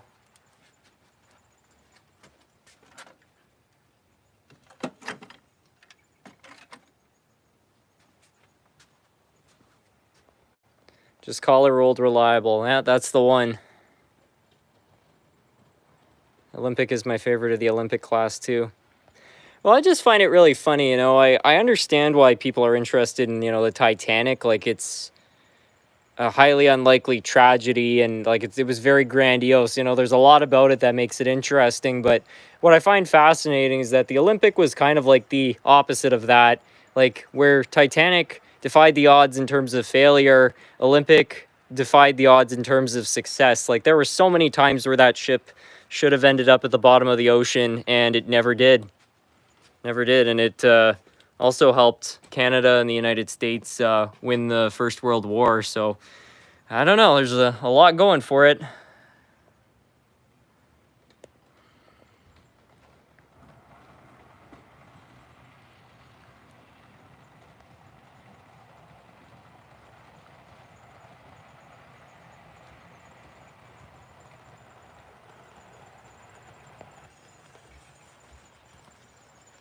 Also, Britannic's kind of interesting because it's still pretty much intact, and it's only, I think, in about 400 feet of water, so it's pretty easy to go down there and actually check it out.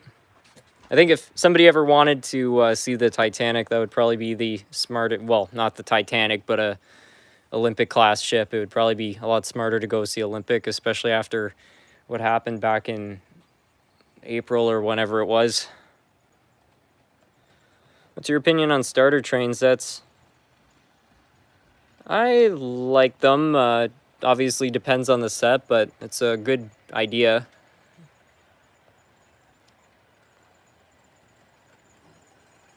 The Olympic sank a German U-boat. It also got hit by a torpedo and it ended up being a dud. Like, just insane stuff. Again, that ship should have, on paper, been sunk many times over, but never happened.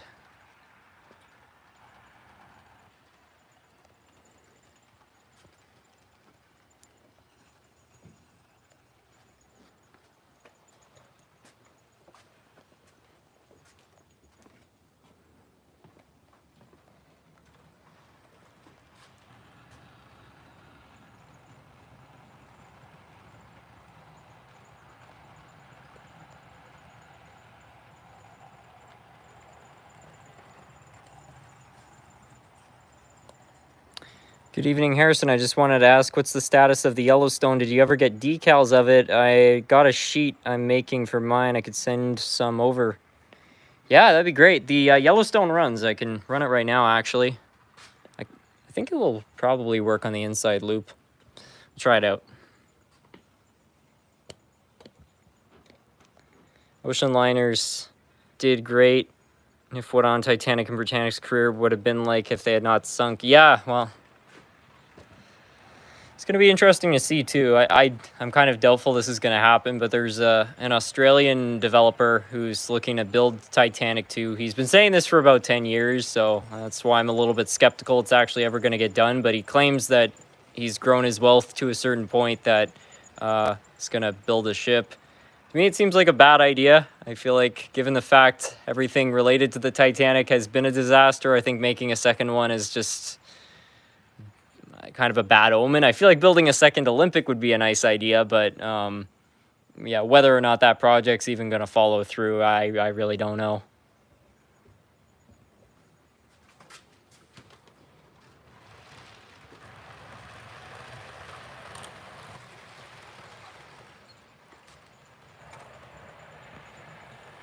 Titanic II has been canceled. I read an article on it a couple weeks ago. Maybe that's the case. I don't know. I saw an interview with the guy from Australia, and that was about a week ago, and I thought that he was saying it was still a go, so I guess time will tell.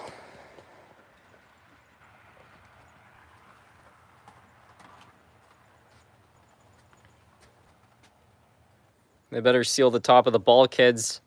Yeah, I'm sure they'll build it to modern standards. They did learn, though, from the Titanic. After the Titanic sank, they added higher bulkheads to the Olympic, which was a good idea. I find it interesting that they knew that, though. I don't know if people aboard Titanic who escaped knew that the bulkheads were the problem, because I just find it interesting, since they didn't find the ship for, many decades after, how they were able to identify that the bulkheads were the problem so quickly. It hasn't been canceled.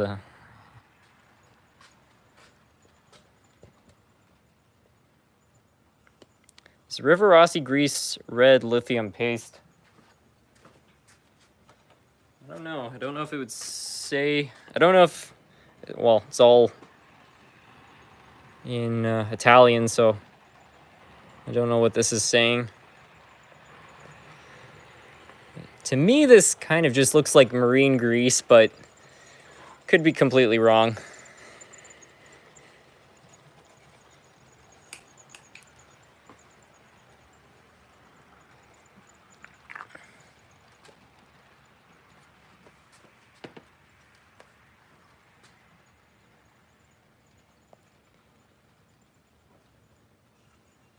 When you say it was canceled, is that in the actual sense or the political sense? I think they meant in the actual sense.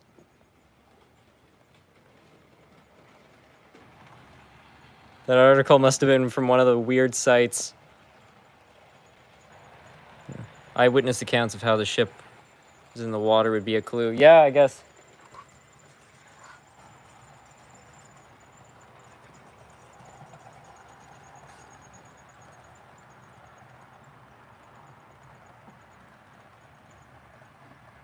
Can't believe everything you read on the internet. Well, that's for sure, but again, they were interviewing. The interviewer was very skeptical because, again, this guy's been talking about building the second ship for years, and was kind of pressing him on that, but he claimed it was a go, so.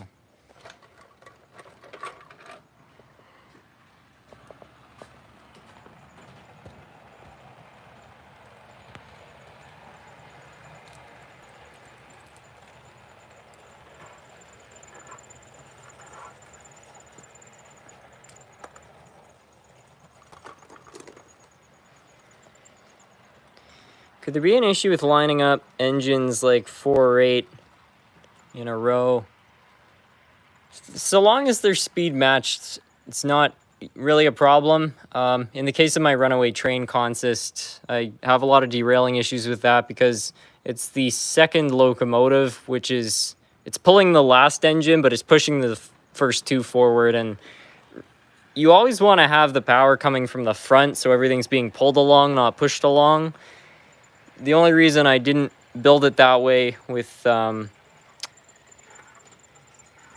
locomotive or with that consist is because the other drives were destroyed Bachman and lifelikes, whereas that locomotive was an Athearn, so it actually had a decent drive system. Use Lucas bearing grease, same synthetic red. It certainly looks the same.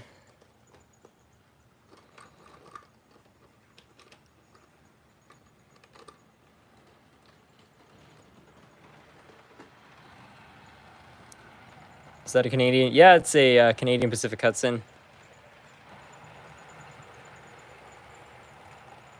you have any tips on laying track for no derailments? Yes, always make sure your track is on a level surface, aka not this layout. So yeah, make sure everything is perfectly level. And then when you lay your track out, just make sure you get the joiners together carefully. Run your fingers over them just to make sure they're not overlapping. And I find for the most part that's the main trick. If you add ballast, that's a whole other thing. You always need to clear flangeways and so on. But I find if you take your time with the track work, it does pay off. Like I've been having a lot less issues ever since I redid this whole corner here.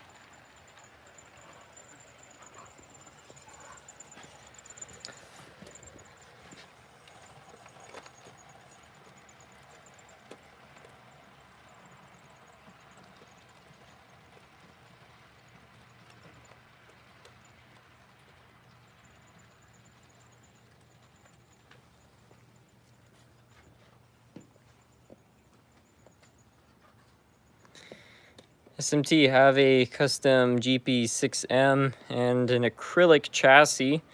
New parts when I tried to run it. The track lost power. I tried to fix everything. Nothing changed. Any tips? If you want to send me an email about that, I could probably try to help you. It's either, sounds to me either that the motor's not getting power or that something is short circuit, has like a short. Some locomotives, if you put the wheels in backwards, it can mess things up.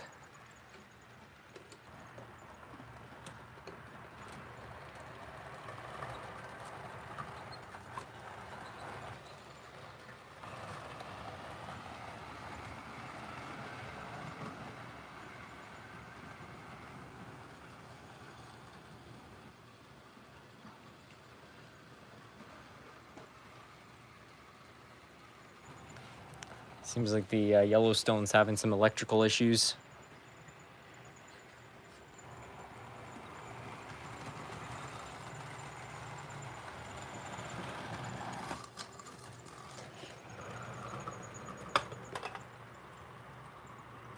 Okay, so I did a bit of self-clearancing on the corner there, but yeah, apparently it can handle the corners, so that's nice. What's your favorite snack? Without a doubt, chips.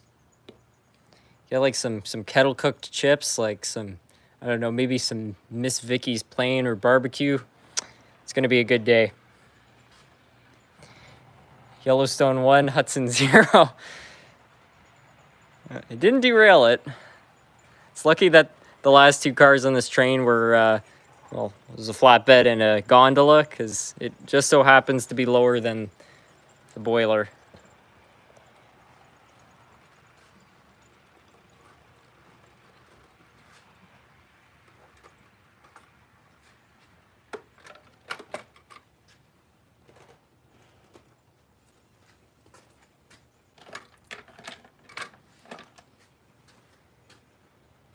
I found an old starter set on Facebook Marketplace for $50, but he didn't say if it worked or not. Should I get it or find something else?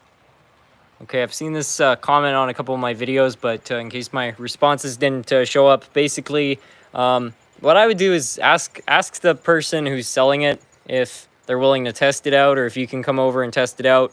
And if they're willing to do that, I think it'll be okay. But if they don't want you to test it, or they're being difficult, I'd be careful, because this is a really common technique I've seen on Facebook Marketplace, where people know they have something that has a problem and they play dumb. They say something like, oh, it sat for a couple of years, I don't know if it works or not.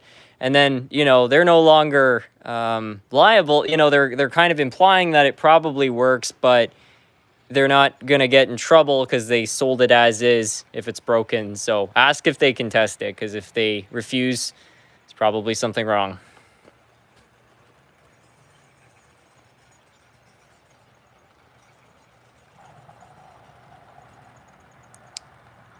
Run some Hornby locomotives. All right, well,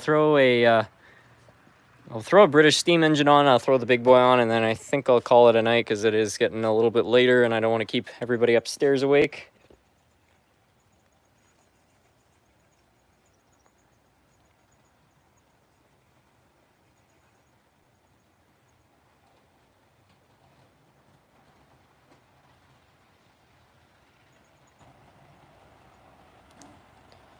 Can you run the Kitbash locomotive? I'd love to see it run in the video you made. I'm not sure which engine that is. If you're talking about the Yellowstone, I actually just ran it.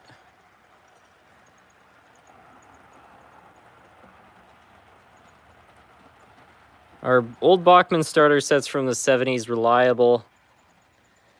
Not really. They're actually better than the locomotives from the 80s, because they have all-wheel drive and 5-pole motors, so they're a better design. But the motors are prone to failing. I've seen that happen quite a few times. And another huge issue is that sometimes the chassis on them develop zinc pest, and they inflate and they destroy the shell. If you see an engine, it's pretty obvious most of the time if they have zinc pest. So if you see one and it looks to be together, it probably doesn't have that problem. But do beware about the motor problems. Anyways, yeah, where's the big boy at?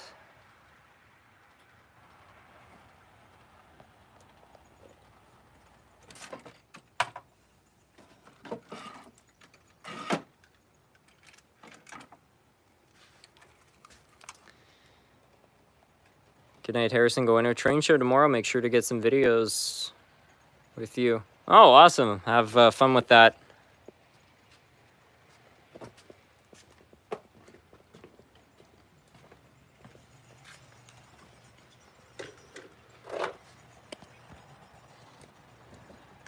Layout tips. I think the best piece of advice I have to give is, before you've started a layout with the track planning, or you know, what size of layout you're going to have or anything like that, I think the very first thing is make yourself a list of all the things you want. So go get inspired by other people's layouts, or go through old model railroading magazines, look online, maybe even scenes from the real world, something like that. Just get yourself some inspiration, make a list, and then start to build your layout based on that, and then deduct things in terms of how much space you have and what your budget is. I mean, obviously, if it's between buying a building and buying track, I would buy the track first, because you can always you want to be able to run something even before you know, you've got anything on the layout. But yeah, just make it what you want.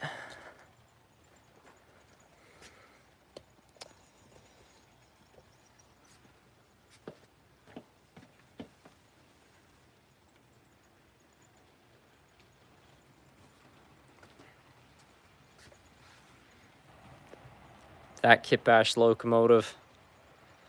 If the Kitbash locomotive I did years ago, I don't know what happened to it. I haven't seen it around for a long time.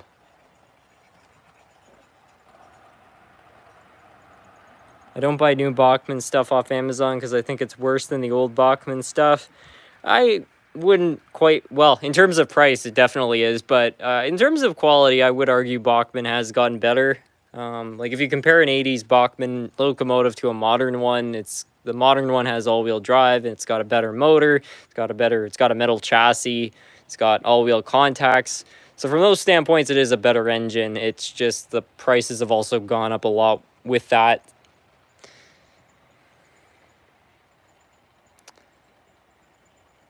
I know nothing about the British stuff.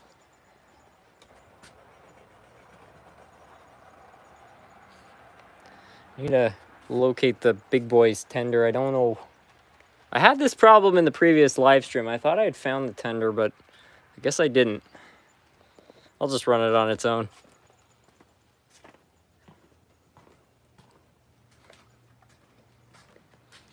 I wonder if the big boy runs the same speed as the Hudson. Maybe I could just put it on the track ahead of it. My Bachman makes a clicking noise when it drives. Do you know what it is and if I can fix it? Yeah, that's a pretty common problem. It means that one of the gears has cracked. Almost all the Bachman engines from the 80s have that issue. It's not a huge deal. I mean, there's a good possibility it will eventually split that gear and it will stop running, but I've seen a lot of them with that problem run for years that way, so I wouldn't be too worried about it. As for repairs, it is possible to take the gear apart and then glue it back together with some CA. There's some videos online. There's this channel called Elite, I think 143, and he did a video on how to fix those, so you can follow that. But like I said, I wouldn't be super worried about it. If you're not too bothered by the clicking noise, it's not going to cause any like catastrophic failure.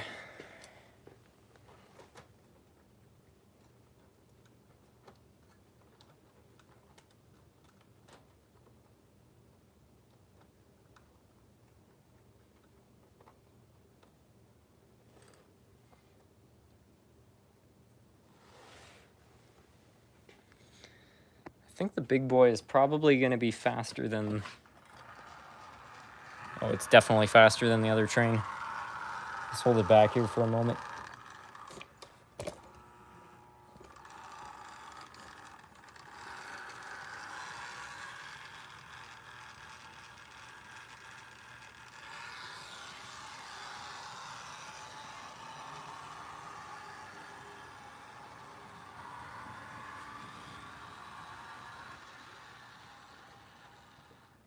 Okay, I've got an idea to fix this. Do you have any Italian steam locomotives? I don't think I do.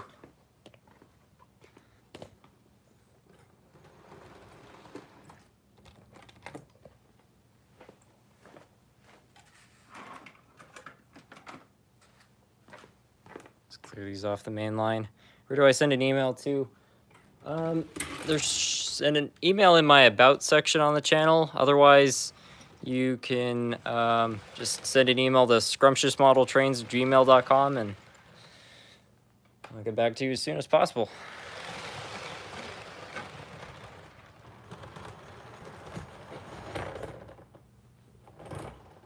That should be good.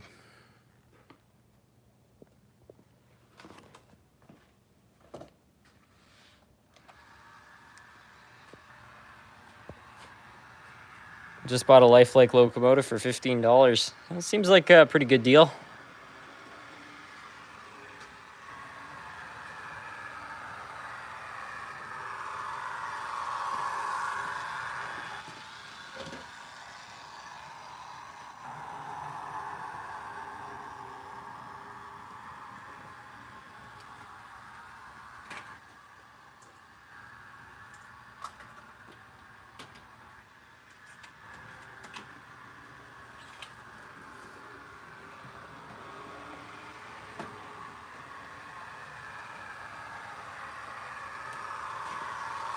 Trying to find a good British steam locomotive to run.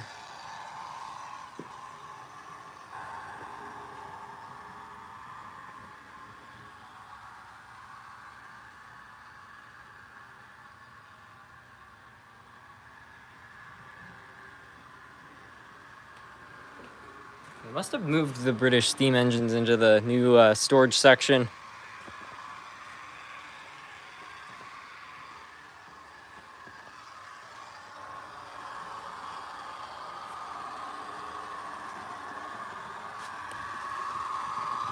Looks like we got a super chat. Sean H. Cheers. Talking to the boys. Sorry. Cheers. Taking the boys to their first train show in Kalamazoo, Michigan tomorrow. Looking for modern rolling stock. Any tips for deals? Well, congratulations on going to the first train show. I'm sure that they'll have a lot of fun there. Yeah,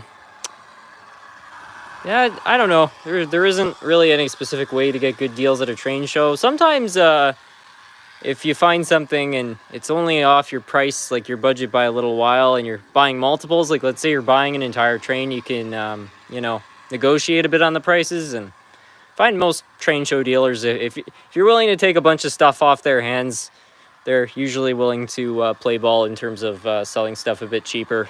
So let's keep that in mind.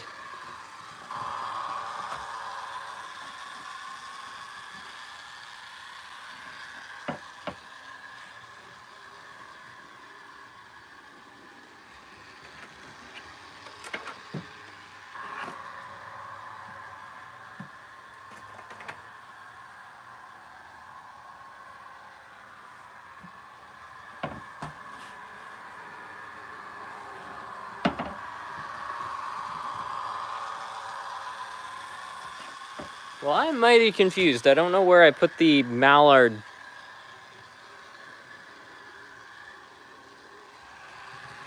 Unless it's up here.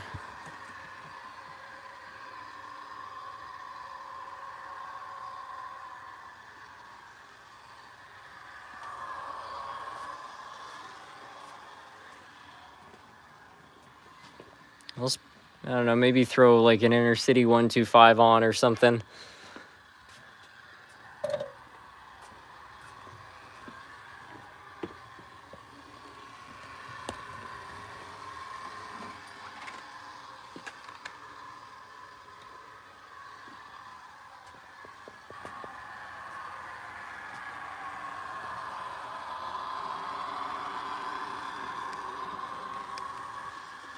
How often do you live stream? I love watching them because we can communicate directly with you. Unfortunately, I missed most of this one.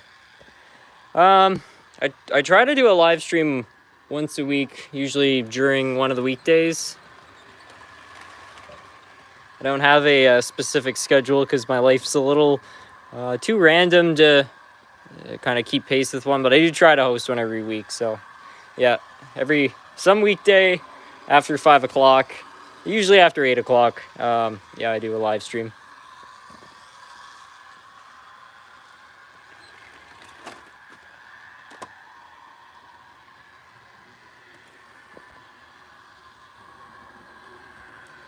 What brands do you have in N scale? Mine's mostly Minitrix. A lot of the same brands I have in HO scale. I've got some Lima stuff, some Bachman stuff, Atlas, a bit of Kato.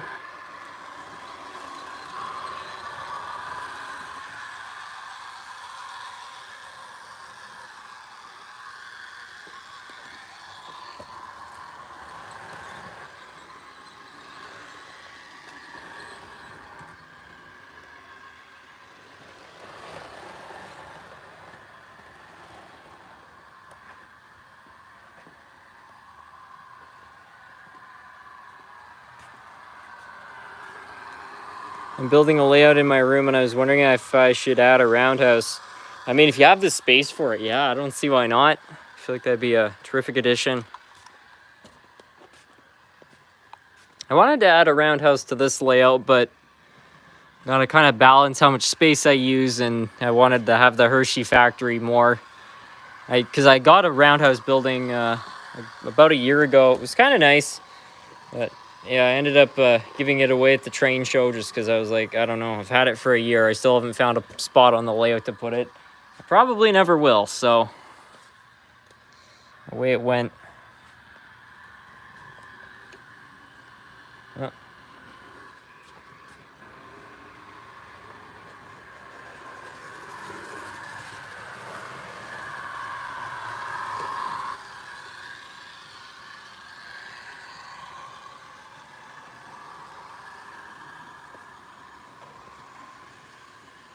I have a small N-scale layout on a counter at work. It is nickel track. When my cars go over the switches, the frogs lift my rolling stock. ever so slightly as the trucks go over is it's normal. I think it is normal. It probably just means the flanges are older and a little bit wider. If nothing's derailing, it's not like there's really a problem with it. Haggle, don't be scared to haggle. Well, that's just my point. Like, if you know, you find something you want. A lot of train show dealers, they want to get rid of stuff in most cases. Some of them are firm on their prices, but the majority of them, if you ask really nicely and just say, hey, would you be willing, you know, if I buy 3 of these, will you give me a good deal, or can I make you an offer? I find 9 times out of 10, they'll say yes, or they'll counter offer. And then, you know, you're still getting a good deal.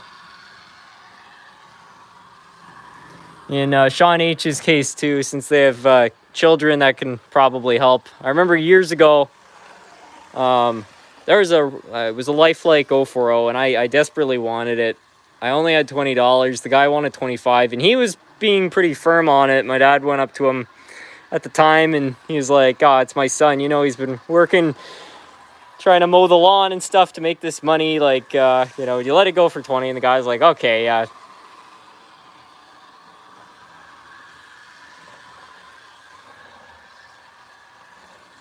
I was pretty darn happy about that.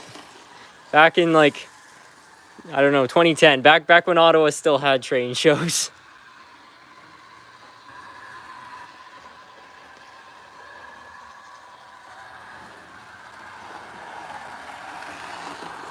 I also understand how difficult repairing / converting a locomotive into a dummy is, because I did exactly that. Well, it depends on the model. I think on some of them it's not that hard, but it's a lot trickier. Like, a lot of people will say, like, a certain kind of engine's easy to work on. It's like, if you've done it a few times, it is, but the first time is always the longest. But I find it's like that with everything. Like, you know, when I was first getting into outboard motors, like, the first time I cleaned the carburetors, I think it probably took me about half a day.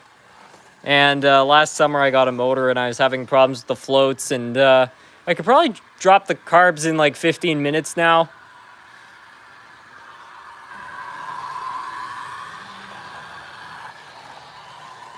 Good evening, SMT. I have quite a bit of Riverossi Mallet steam locomotives.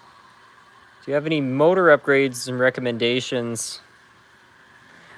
I haven't upgraded the motors on any of my Riverossis, well, except one, but I do know there's a guy on eBay who sells 5-pole motors, which are specifically meant to fit in Riverossi engines, so you might want to consider having a look over that.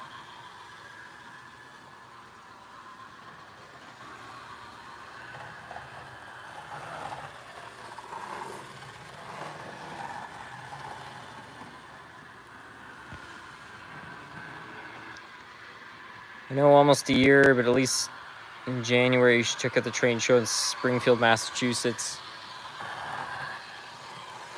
I'm headed to a pop-up show at the local flea market tomorrow, all local sellers.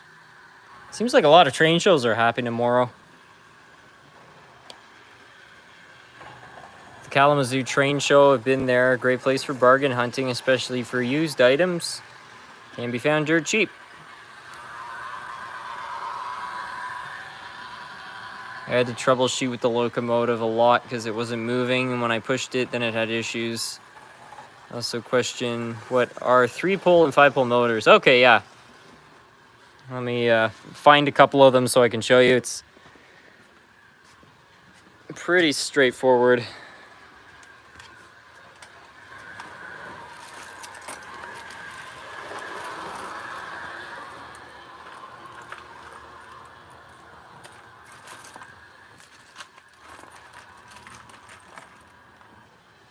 So this right here is a 5-pole motor. There's not really much to it. You just count 1, 2, 3, 4, 5. 5 poles. Some motors are 3 poles. I'll see if I can find one. And there's a 3-pole. It's only got 3 poles. Most of the 3-pole motors are pancake motors like this one, so they're very thin, you know, comparatively with this. And these are the preferred choice. Almost all modern engines go with the 5-pole because these produce a lot more torque and they're a little bit slower. These are faster motors. There are some advantages to the 3-pole motors. If you want speed, they'll give you extra speed, and they're very efficient in terms of how much electricity they use. But this is really what you want if you like pulling stuff.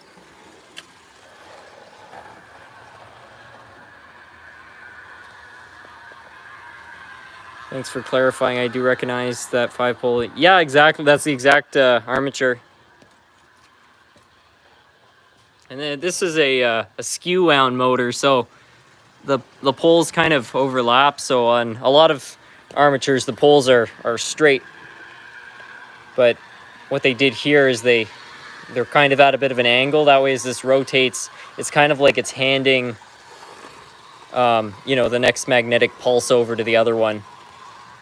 Really smart design.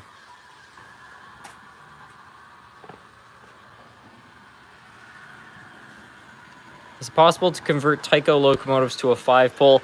I don't think it is. The old Mantua Tycos, I believe, have 5-pole motors. You can install CD motors in the old Power Torques, though. And those are a lot more efficient and run smoother. I've never done it myself, but I've seen a ton of people do that mod, so that's always an option.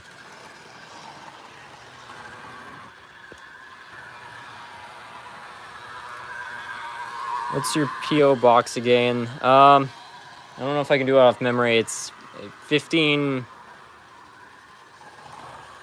Rue Montclair, Gatineau, Quebec. P.O. box number 346. I can't remember the postal code. I have it on my channel. If you just search up SMT, I got a P.O. box. It should be there.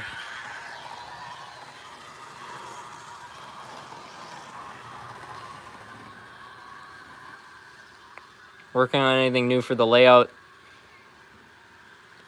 I added a new scene not too long ago.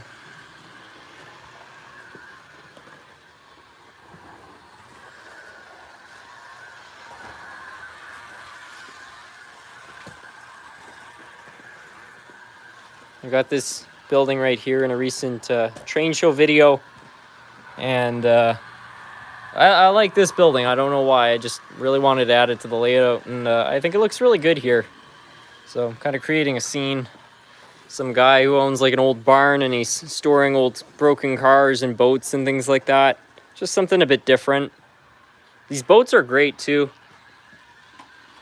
By a European manufacturer, and it's a kit. You have to put them together yourself, but I don't know. I think it was like 30 bucks for 5 different boats. So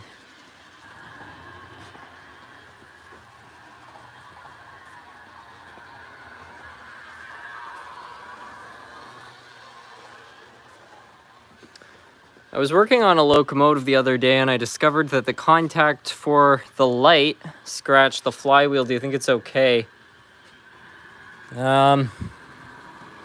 Scratch the flywheel. If it just scratched the flywheel, it's not a problem. If you're talking about like it somehow like actually getting in the motor, that could have caused issues. But no, really the only thing that will cause a flywheel to have issues is if it becomes severely out of balance. And I just can't imagine a wire scratching a flywheel like would do that much damage. What 3D printer did you get? I'll be honest with you, I can't remember the model number, but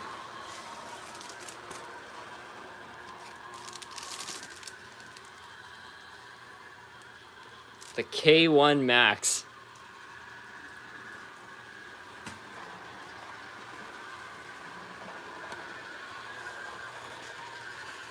Still have to finish setting this thing up.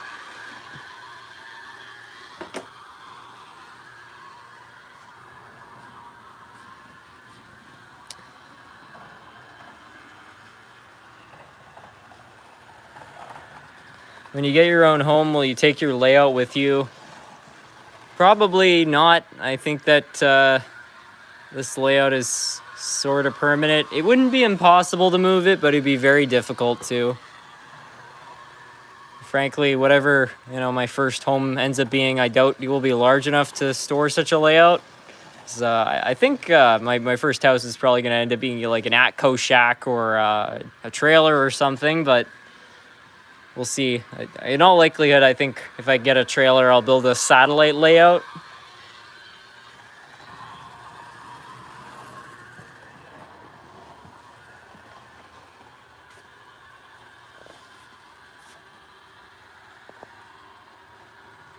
Do you have all the scales except for T? I don't have any S scale stuff, and I don't have any of the scales larger than G. How many O scale trains do you have? I've got a Hudson, a P32, and a Scout. Will you start a new small layout? I'm going to be building an experimental layout soon, just to kind of test the limits for kind of how compact you can make a HO layout, and then after that I'm gonna be building an actual compact layout for my friend Matthew's son.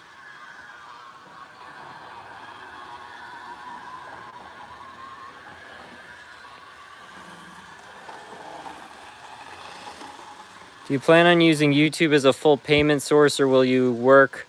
Well, I'm self-employed, so outside of YouTube I sell boat parts and I work on motors and do odd jobs and things like that, just because the AdSense is not quite enough to cover off the channel and all of the things in my life, especially for saving up for a home. But you know, it funds itself, so at least the layout and everything, as it grows, takes care of it.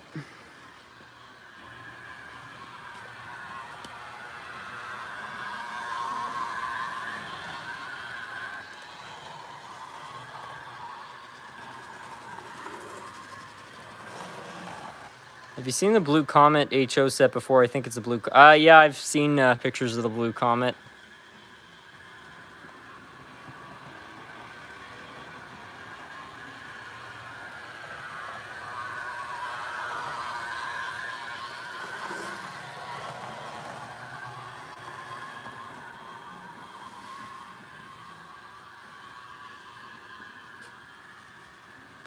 I found a 4x8 smaller... to be the smallest for the trains I ran HO/OOG. Still have that little track maintenance car. Track set. I've got the little maintenance set, yeah, over here. It's definitely possible to build something smaller than a 4x8, because for a long time this was a 4x6.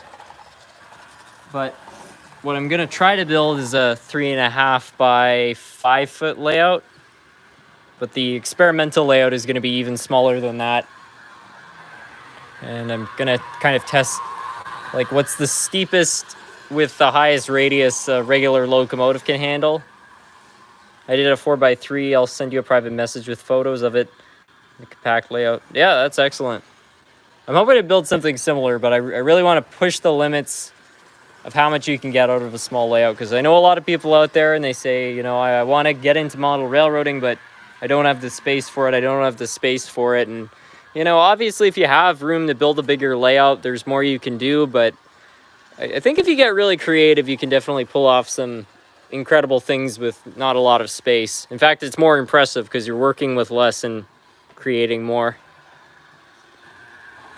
I started with a 3x5 with 15 radius. Yeah, that's probably what this is going to be. If you go 3.5 feet, though, I believe you can still run 18 radius on the outside, which is something I would like to leave, because 15 radius, it's fine, but if you want to run anything bigger than, you know, a GP30 or an F unit, it's going to cause problems.